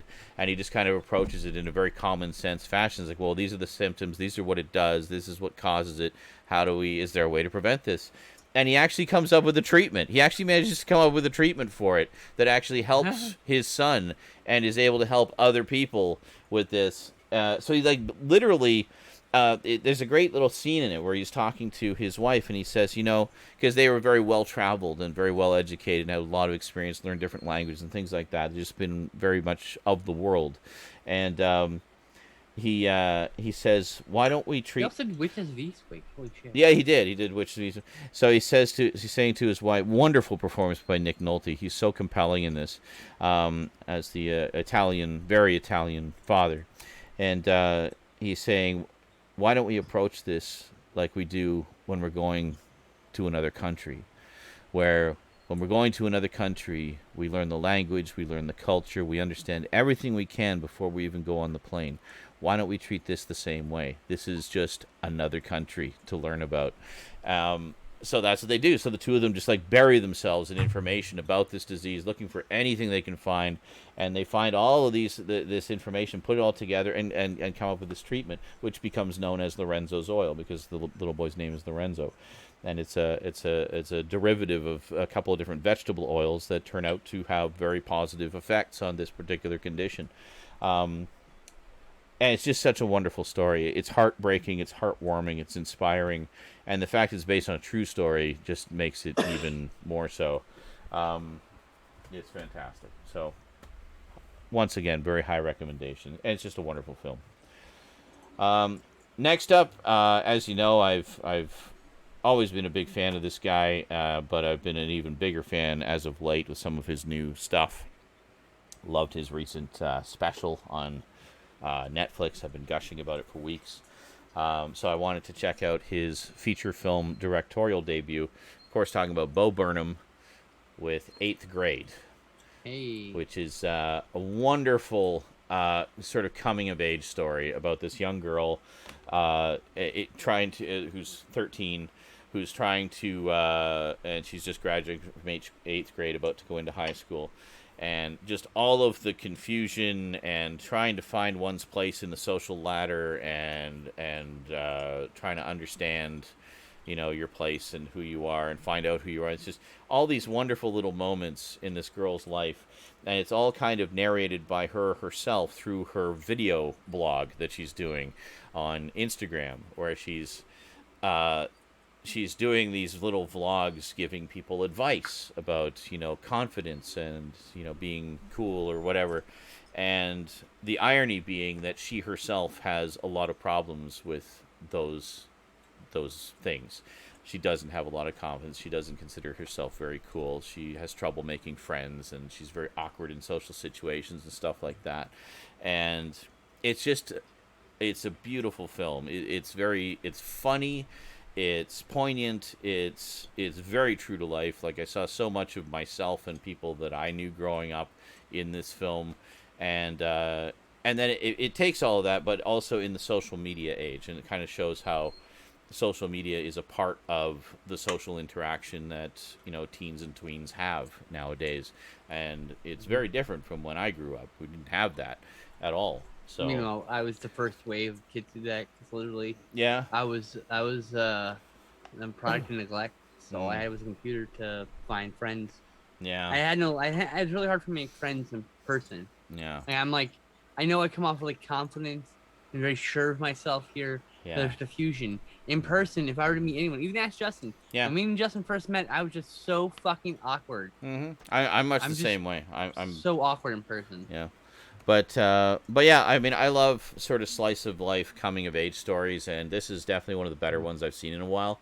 I highly recommend it. He uses a lot of similar sort of cinematic techniques in this that he used in InSaNiTy, in particular with lighting and so forth. Having the, there was a wonderful YouTube video I watched. I think I mentioned it a while ago where. It was talking about the lighting techniques that Bo Burnham used in both 8th grade and InSaNiTy. And one of the big things that it makes a point of mentioning is how in movies, when a character has like a smartphone or something, there's no light coming off the screen. Whereas smartphone screens are very bright. LED screens are very bright. I can turn off all the lights in here, and you'd see my face illuminated by the screen. That's something that Bo Burnham makes use of in 8th grade and InSaNiTy. The phone, the tablet, the laptop screen, whatever, itself is a light source, just as it would be in real life. And he makes full use of that quite effectively, I think. And, yeah, so anyway, great movie. Really enjoyed it. There's a commentary track on here that I can't wait to listen to with both Bo and the main actress, Elsie Fisher, who plays Kayla, the main character. So it'd be great hearing kind of how they, worked out how to approach all these different subjects. So understand there, as you would probably expect, there's a few scenes in there that are a little bit awkward and a little bit, tense to watch, but the emotional balance is bang on. Like it's the right level of awkwardness that anybody at that age or when they were that age would have felt. I think it's a very true to life representation of what it's like at that, very awkward stage of life. And then last but most certainly not least, it was after the big long stream last night, we were just kind of in the mood for some cartoons. Ray suggested maybe we watch some anime, and she said this is one that she's been curious about because Rosie and I talk about it all the time. We watched the first 2 episodes of Attack on Titan. So there we go. With the bees and the eagles. Yeah. Not much to say about it that hasn't already been said a million times already. Great series, wonderful. Can't wait to see the rest. There's still a bunch I haven't seen, but it's technically Kaiju Cinema, so there. Yeah, definitely, absolutely. Giant monsters. It's giant monsters. I think it's a really inventive way of dealing with them, and like that world is really cool and immersive. Mm-hmm. Yeah, it is. I would not be opposed to more set in that universe. There are a few things on the side. Like I said, in terms of the manga, there's been a few side stories. I don't know if they're getting anime adaptations, but I mean, I want to keep making anime set in that universe. I wouldn't oppose. It's a good show. It'd be pretty cool. Yeah, it's very well one done. I'd like to get back to and finish. Yeah, it's very good. Yeah, we watched most of the first season, but it's obviously fucking favorite characters. Obviously, we'd start over, but yeah, we only watched the first couple episodes, then we were getting tired. So, but enough to get a taste of it. She was commenting on it. She said she was really quite taken with the visuals of it. She said, she said the artwork in this is just gorgeous. In particular, talking about the level of detail in the background paintings and such, and they're just incredibly detailed and really very beautiful to look at. So yeah, she was really quite impressed with it. So yeah, and for me, I mean, this is one that I enjoy rewatching, and there's still a bunch that I haven't seen. I've only seen up to about the first half of season 3. So I've got the rest of season 3 to watch, and then the first half of season 4, which should be coming out on Blu-ray soon. So, yeah, and then it's done. Apparently, they're finishing it up at the end of season 4, but we won't be seeing the conclusion for at least another year. I think, sometime next year, I think is when it's coming out. So I'm not worried about it. So there you go. Until it's done, Yes, we can wait until if there's gonna be like a budget release complete series, I might pick that up. Possibly, yeah. See, I've been getting the limited editions, which are freaking expensive, but they're gorgeous. Yes. So And they're beautiful, but Yeah. I'm on a budget here, so. yeah, but I'm sure. Well, it's Funimation. I mean, they usually put out budget releases as well as deluxe releases. So I just don't know if that one might be too popular, and they'll never put out budget release out. And I'll just have to go, like, No, they already have like of the individual seasons. They No, I meant like I want like a complete series. No, You know what I I'm saying? know. It may not- I know. Yeah, that's what they may not do. I don't know. It's hard to say. They might just stick with the season sets. But I'll probably get the budget release know, at some point. if there's a buck to be made, I'm sure they would do a complete series set. This is Funimation we're talking about. I mean, the seasons. It's Sony now. The seasons alone, they did They're like their own Funimation. they did like parts 1 and 2 for season 1 in standard and limited edition packaging, and then they released it again as a complete season 1 in standard packaging. So, I mean, that's just one season. There's like 3 different editions of that one season. So Yeah. I'm sure I'll pick that up one of them. I'm sure they'll do a complete series set at some point. But That's complete the series first. well, they have to complete the series first. Yeah. So I guess Yeah. when it's done, it'll be what are they up to? They have now? like a nice box set. I might even 59. splurge on it. It's a really good show. It's like one of those like It's gonna be it's like a complete set with like a fancy box and a hardcover art book, like sold. You know, yeah, like, yeah. I think it'll be I like might end up some doing that. 80 something episodes when it's done. I'm not sure on the exact count, but that is long for me. yeah. Well, I know. See, I generally don't like watching shows that long, but it's a good up to one. the end of season 3 is 59 episodes. So if it's the same length for season 4, probably looking about 80. I have like endurance problems with shows. Like if a show goes on too long, I can't hang on. Like I got like 9.5 seasons in Supernatural, or Yeah. no, like 11 seasons in Supernatural, and like The nice finally thing, tapped out. the thing that keeps me, I'm kind of the same way, but the thing that keeps me going with shows like this is the episodes themselves are quite fast paced, so you don't tend to notice the time as much. They almost all end on a killer cliffhanger, so you just have to see what happens next. So that kind of keeps you going, and you know, there's a lot. Well, and plus, it's just an intriguing story. Like it just holds my interest. You know me, Yeah. I'll watch like 4 to 8 episodes at a time. Yeah. And, go from Yeah. there. And we'll Eventually, go I'll get from that set or the individual budget releases. yeah, for sure. That's a good one. It's definitely one of the big notable, like recent big notable ones. I want to add it to my collection. It's Yeah. Giant Monsters, and it's also really good. It is, yeah. Well, the animation's I also got to gorgeous. input Love that the music. fucking Godzilla anime. Which That one? sucks. The Godzilla anime that sucks. Not the new one. The Monster Planet. I gotta import the Blu-ray for that. Because completionist. Yo, yeah. I mean, Yeah. I can get the DVD. Completist. I want the Blu-ray. Oh, yeah. Yeah, of course. I gotta import it from the UK or some shit. Can't remember. Yeah, it's like a lot of the I gotta Netflix look- stuff only gets Blu-ray or it only gets DVD releases, if at all. Yeah. So, Might have been France. I don't know. I have to look. Either way, I'm gonna get it. It's one of those things. anyway, And what? I'll get the current series too eventually when it finally hits Night Blu-ray crazies. somewhere. I have a crazy cat bolting around the apartment like a maniac. Oh, Zoomies. Yep. It's Night Crazies time. So what did you and Stoud watch? Oh, That you wanted so to we talk about? watched a lot of stuff. We are, if you want to hear a discussion about Fear Street, we watched all 3 parts of those. Those are on the current on Couch Tomatoes, which is currently available on my YouTube, Mm-hmm. where we talked about it in depth for like 45 minutes. Excellent. Tonight, did we talk about Alien Resurrection this week or last week? Last week. Did we watch it Last- last week or was it this week? Last. I think it was last week. Yeah. Anyway. I remember we Well, talked no, about like, it quite a we- bit. Yeah. Because we watched that after we talked about it. Yeah, no, we did. Actually, we all talked about it last week. Yeah, and we But Yeah. we also talked did. about it during the show, is what I thought you were asking about. Yeah. yeah. So Dude. this week we Talked a lot watched about Tread, which Oh. is a true crime documentary about this guy who lives in a small town, and most of the small towns like kind of conspiring against him, and he's a little bit crazy, so he takes a bulldozer and makes it into a tank, and then goes and literally drives it through all the people's businesses and homes.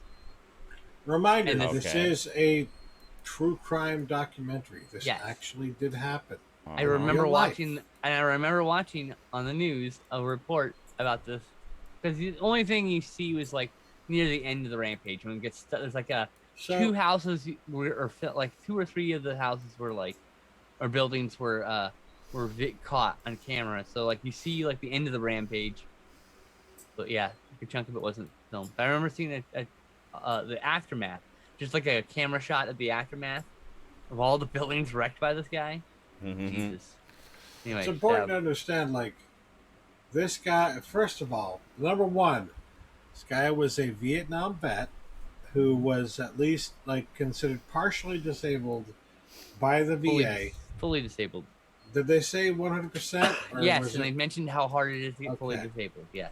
Yes, it is very hard to get fully disabled. Like my parents, status from the VA. My dad, who should be fully disabled, only has 60%. I think. Basically, when you are fully disabled, when you're declared fully disabled by the VA, that means that you are the kind of person who could, at any fucking moment, literally snap, and you're not where you are anymore. You're disassociating completely. You are not who you currently are in the current world You're in anymore. Fight or flight mode. Exactly. Yep. So, this guy, but what's interesting about this guy is that he clearly snapped and flipped like early on, and then continued to work on his plot for what he was going to do after he flipped.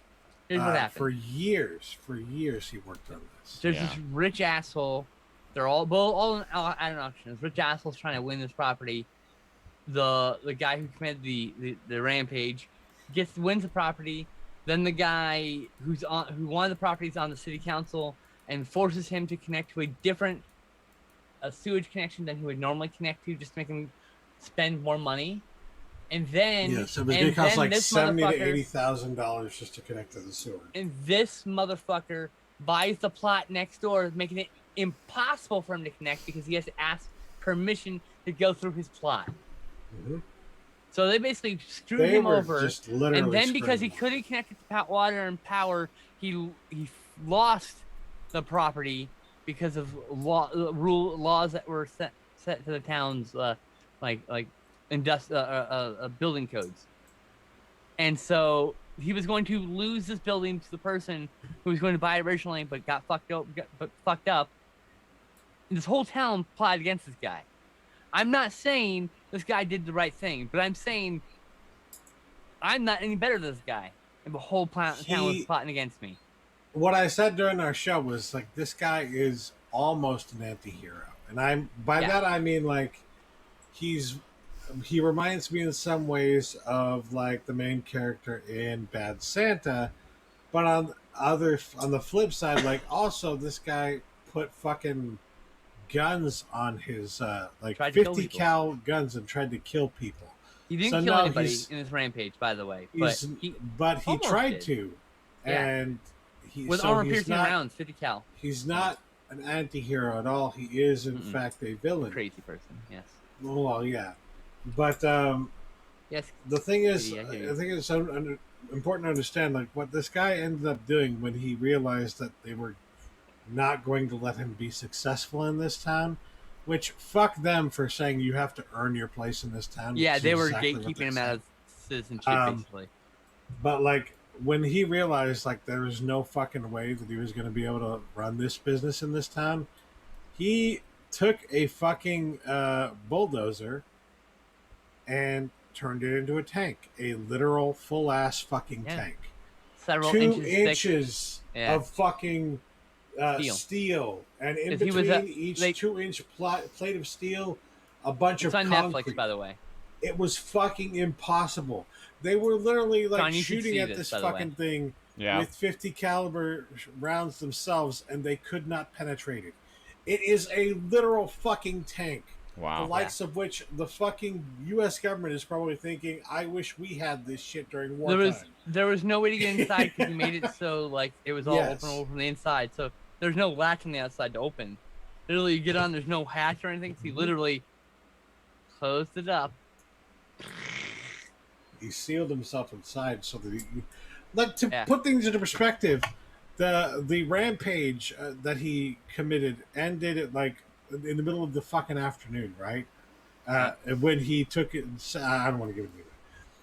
But I mean, at a it's certain history, point, you know. yes, at a certain point, the rampage ends, and he's not doing anything anymore for reasons that will become obvious. But it takes them from that like Several hours. noon hour to literally 3 a.m. to get into this fucking thing. That's how much of a literal ass tank it was. They had to use a cutting torch and they had to cut through it. I mean, like, Yes. they couldn't get access in any other way, and they tried. It took them at least at that 9 hours. Then it took them like 9 hours to get into this fucking thing. I mean, this documentary is fascinating because it's the way it's done is it's like the information from it is I believe it's hard to tell. I don't think this is the actual guy's voice because there's a cast list, but this guy left 3 cassette tapes, like audio cassette tapes, with the whole reasoning what happened, the whole reason from beginning to end. It's so his own. I think it might be his own voice, but it's his own words at least, telling the story of his victimization by this town and what led to this. And then you get to the reason why he's definitely mentally unstable is that he's like, well, I think God would have made me discovered by someone would have stopped me by now. God would have made sure. Exactly. God wants me to do this. That was his whole delusion. That's something common among people who have a mental disorder. Like a serious one that makes them want to do things they know are wrong. Like that they will forgive themselves by saying, well, somebody should have stopped me. I gave them all the signs. I gave you all these signs that I was going to do this. Right. You should have known and stopped me. Like, that's clear fucking psychosis. No, like legit psychosis. So, yeah, he was gone. And I think the moment that he was gone, he describes it in the fucking tape where he was in his hot tub. This is a guy who's not necessarily not well off. He's he's making a pretty decent amount of change. He lives a life lavish enough that he can go fucking what was it? Skiing? Not skiing, but like the snowmobiling. Yes, snowmobiling. Basically, whenever the fuck he wants to, and he lives in a house nice enough that there's a fucking. He's retired. He's retired, and he has a house nice enough that he can fucking just sit in his hot tub whenever he fucking wants to. So he's not in a terrible situation. Granted, that doesn't forgive what the town tried to do to him in his business, but 2 wrongs don't make a right. But they make a very compelling documentary. He describes the moment when he's in the hot tub and he realizes what he has to do, and it's like that is the moment when he snapped. It's a moment that came 2 years before what happened. They legit interview one. That's how far gone he was. They legit interview one of the town council guys, and he doesn't even realize he comes off like a complete fucking villain from his own words. His own words make him a villain, and he unmasks himself as the villain he truly is. You can see, right, and he doesn't even realize he's totally oblivious to the idea that he just showed it his true fucking face. And it's just wild. Like, oh, these fucking people. I was like, I don't know if I blame. I don't agree with them, but I don't blame them either. Small towns, just never go. Avoid them. Please, I hate it here. I lived in some small towns cities too. Are much better, but oh my god, small town America. Ooh. It's not for me. It's for some people. It's not for me. I like big cities. That's just me. Nothing wrong with small towns. You weren't born and raised here. You don't belong here. Yeah, but be real careful about some communities because that shit. Especially really small communities. Like, I live in a county of 900 people. The whole county. Yeah. And my town is much smaller. My town has no stoplight. Mm-hmm. You know what I mean? So. Yeah. Yeah, I live in a place like this. Stewie one, he says, didn't he almost put concrete in between the metal? Not almost. Yeah. He did. He did. Absolutely, 100%. He had these 2-inch thick plates of steel, and in between each plate, individual 2-inch thick plate of steel, he placed concrete. So yes, that's why a 50 caliber bullet was not able to penetrate. I mean, it would take a very large bomb to break into that. Yes. They tried to fucking. They were literally throwing fucking. What was it? What kind of grenades were they? Like the light grenades? And as my Navy SEAL friend would say, "Hey, if you throw enough thermite through it, you can get through anything." And But they were throwing grenades into that thing, and it wasn't stopping it. Just kept going, kept going. Oh kept yeah, going. oh yeah, oh yeah. There's nothing to be done about that. He had built this fucking thing like a tank so well that it was impossible to penetrate. It was They literally just had to impossible wait to until he was penetrate. done. They couldn't Yeah. stop him. Yeah. They just every time he started driving to the next location, they just evacuated the buildings. He couldn't do anything. But like this whole documentary is wild because, like I said, it's using his own words and I don't approve what he did, but I can empathize with the. Exactly. That's what I was thinking. Like, it's a fascinating documentary. at the same time that I'm like, okay, this guy was definitely a psycho. He had some psychotic issues happening there, which were probably caused by his post-traumatic stress disorder, for which he had 100% disability. By his neighbors who were trying to fuck him. Well, but the reason that that affected him the way it did was because of his post-traumatic stress disorder. I don't know, man. I don't know. I think anybody pushed that would just be like, fuck this. A lot of people would just shoot the dude, but like they would murder the dude. And that was the end of it. That's the thing. That's what would happen in a normal person who wasn't like, not a normal person. They might try the average person, I should say. They might the approach him in a probably bar would and try to knock their lights out or something. Or shoot him. I don't even think. No, I don't think somebody would think I'm going to end this person's life. Come on. A lot of fucking murder happens because of property. A lot of murder. But that doesn't mean it's like the normal thing. It's just it is the average thing. Yes, it's not an average thing to go on a rampage. It is average to snap and do something drastic. Yes, especially when more average. Yes, more average. But I don't think like the normal, well balanced individual. At most is going to just like try and punch this guy. Most people just move, but like move or punch this guy. or burn his house down. Or do what he did initially, which was he tried to fight it in City Hall, and then he realized that City Hall was also against him. He's like, well, fuck. Yeah. Anyway, guess I'll just drive a tank through town. That's basically, yeah. You turned a bulldozer into a fucking tank. Don't see any other logical option. I think the other thing we should talk about is Willy's Wonderland we watched. I really want to see that. Oh, it was so much fun. Yeah, it looked like fun. You're gonna love it, Sean. It looked very like much fun. your thing. Yeah. As Guillermo del Toro said. Now, Guillermo del Toro was talking about Nicolas Cage's performance in Pig. Yeah. Guillermo del Toro said that he was considering Nicolas Cage for Monte Cristo when he was still scheduled to do Monte Cristo, right? And he was saying that Nicolas Cage is like an auteur. He's a great fucking actor, one of the best actors. He's an amazing actor. And I agree. Nicolas Cage can play any fucking role. He's a goddamn chameleon. Doesn't mean he's going to be great at every role he's in, but whenever he finds a role that's just perfectly suited to him, it's just everyone characterizes him as his character. He just goes a little crazy. Oh, the memes are like. But like even people that think aside, he is the memes. Like, but if you look at him going crazy, right? The whole meme, it's different every time. Yeah. It's completely different every time. No two crazy Nicolas Cages alike because no two roles of Nicolas Cage are alike unless it's Yeah, but it's very true. Like he's such an underappreciated actor by the masses, and I really wish that would stop because he really is outstanding. He's just so good, and I'm sure that given time, people will respect him. He's absolutely, but he's just so dedicated to his craft, and he does it because of such a genuine love and passion for movies. He wants a career as long and as varied as Christopher Lee. Yeah, and that's why he takes any goddamn role. And I think he is going to go down in history in terms of an actor, much like Christopher Lee did.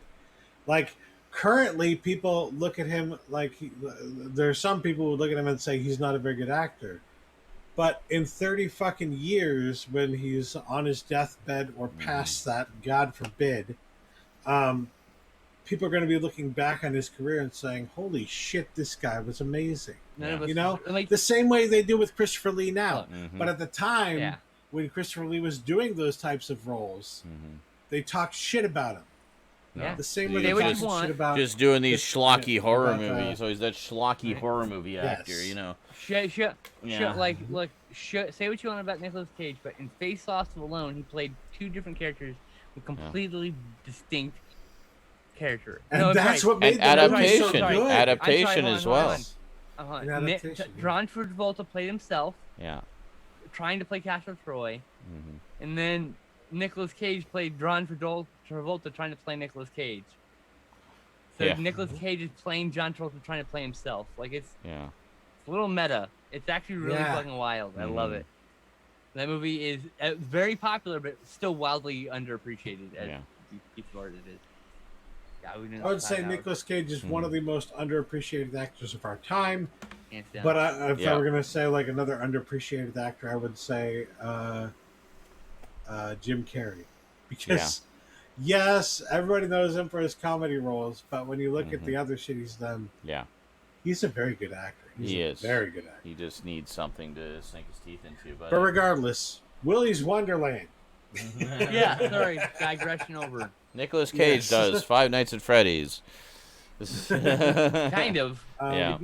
More like it's Chuck E. interesting. Cheese.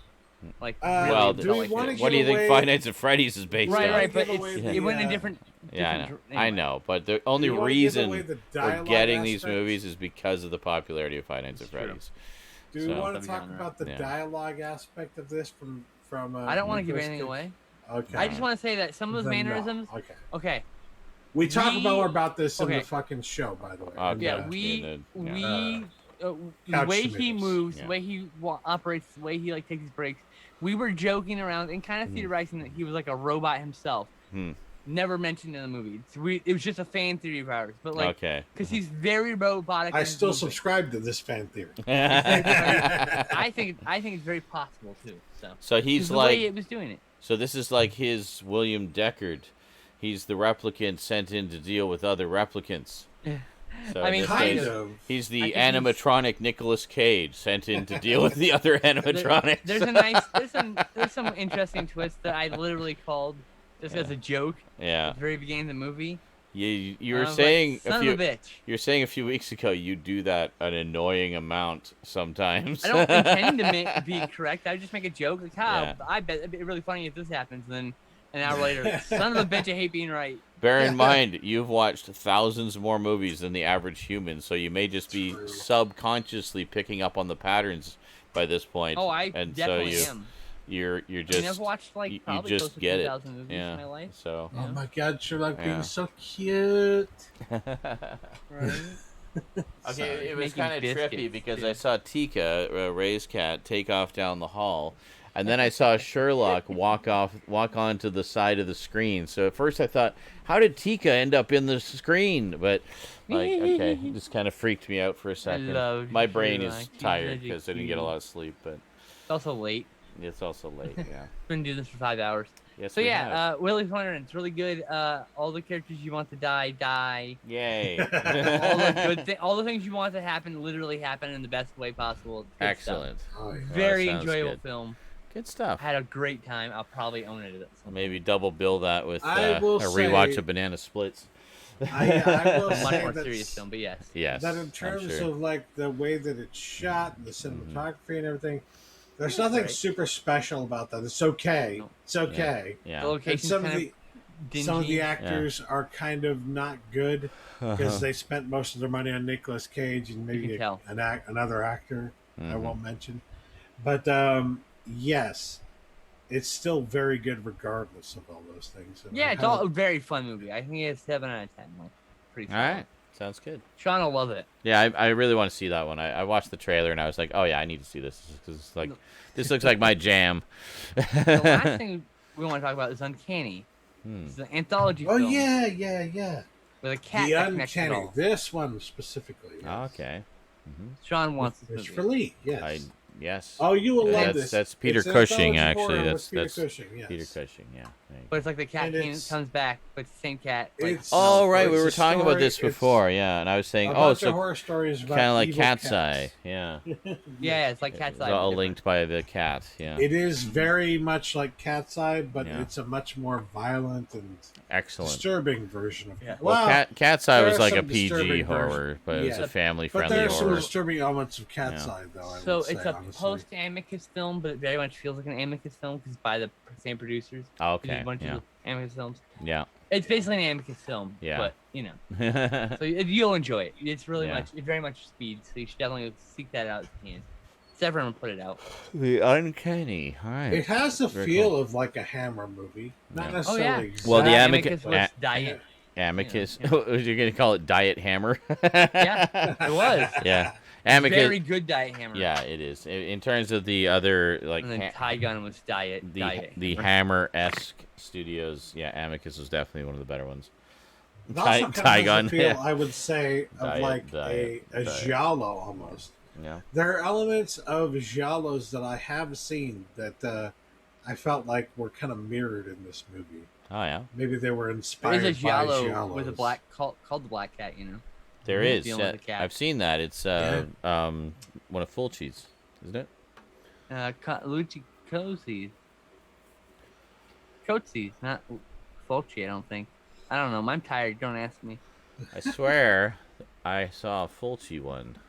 I mean, I think they've all done cat ones, to be fair. Oh but... yeah, there's like a million the Black Cat. No, I'm Yeah. thinking you're right. No, that is the Fulci one, and I'm thinking of the later one, which is the. Oh, we're just thinking of different ones. Yeah, different Black Cats. Literally. One I think of 1981 is the one Fulci, done by Arrow. and the one I'm thinking the is Arrow 1989, which is Coetzee. There's Oh, Fulci's okay. in 81, which is the Black Cat, which is based off Poe's story Yeah, of the Raven, I believe. Or no, Black Cat. I something like believe that. it is. Yeah, yeah, there Which it is. It's very the Black its own Cat, thing. It's also 81. a giallo. Speaking of which, Yeah. so far my favorite adaptation of Poe that I have seen was Cask Amontillado with Peter Lorre. And it's just it's part of the movie Twice Told Tales. It's one of the stories see that. told in Twice Told Tales. Mhm. And Peter Okay. Lorre plays the main character in the Cask Amontillado story. Mhm. And it's really fucking good. So, Cool. yes. All I'd right. recommend. And I know Sean has that one because I think I sent it to him. I don't know. You'll have to tune into the package opening video on September 4th and find out. Yeah, I don't think it was part of that package opening. I think it was another package I sent you earlier. Oh, then go watch all the other package openings of things Stout has sent me, and tell us below which one it is. Thanks. We don't Twice actually Told care, Tales. but if you want to say, you can. But Yeah. I If you're a think my diehard favorite, fan. yes. my favorite has been Tuma Ligea. I haven't seen that one Yeah. yet. I need to. The Vincent Oh Price well, I'll ones. watch it with you for sure, dude. Right on. I like that one. I like all of Corman's and Price's. Oh yeah, they're good stuff. They're Usher. very good. It's probably. I think actually that's probably the best version of Usher ever put to film so Yeah. far. The Corman one. Might change. I haven't seen them all. I got so that far. set, so I've seen most of them. Yeah. You got the set too? Excellent. Yep. We'll go Cool. through it then. Alrighty. Yeah, I think we're done finally. I think we're done. I'm dying here. I think I'm gonna get some food and Ray I'm passed gonna out on poop the and go to bed. Ray passed out on the couch. So understandable. yeah. Anyway, it's been a long show today, this week. Now, yeah. 5 hours of show. So for those of you watching at home, I'll probably be streaming sometime tomorrow. Ray goes back to work, so I work when she works. Essentially, we just kind of have that, so we get to spend time when she gets her few moments That's of time smart. off. And then she works long shifts anyways. So it works out. Exactly. And I stream long streams, so it all works out quite nicely. Anyway, thanks for joining us for another Saturday Night InSaNiTy. Hope you all enjoyed. Don't forget, if you haven't seen it already, we did do a pre-show this week, so you can check that out as well. Beauty. And we'll see you next time. So until then, thanks for watching. Thanks for watching. And sayonara for watching. Bye. Bye. Penis. Penis. Stay strafe. Stay safe, everybody. Yeah. Bye.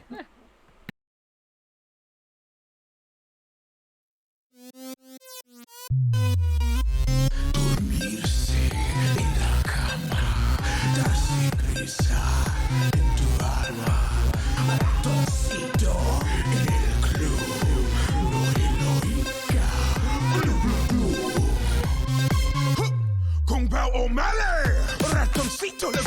avanza cuando estudio en la escuela. Pajarita se cuide botín cuando visita a su abuela. Si necesita una amiga, debe hablar con un ratoncito. Si quieres ser mi amante, debe ser alta y delgadita. Lunes, martes,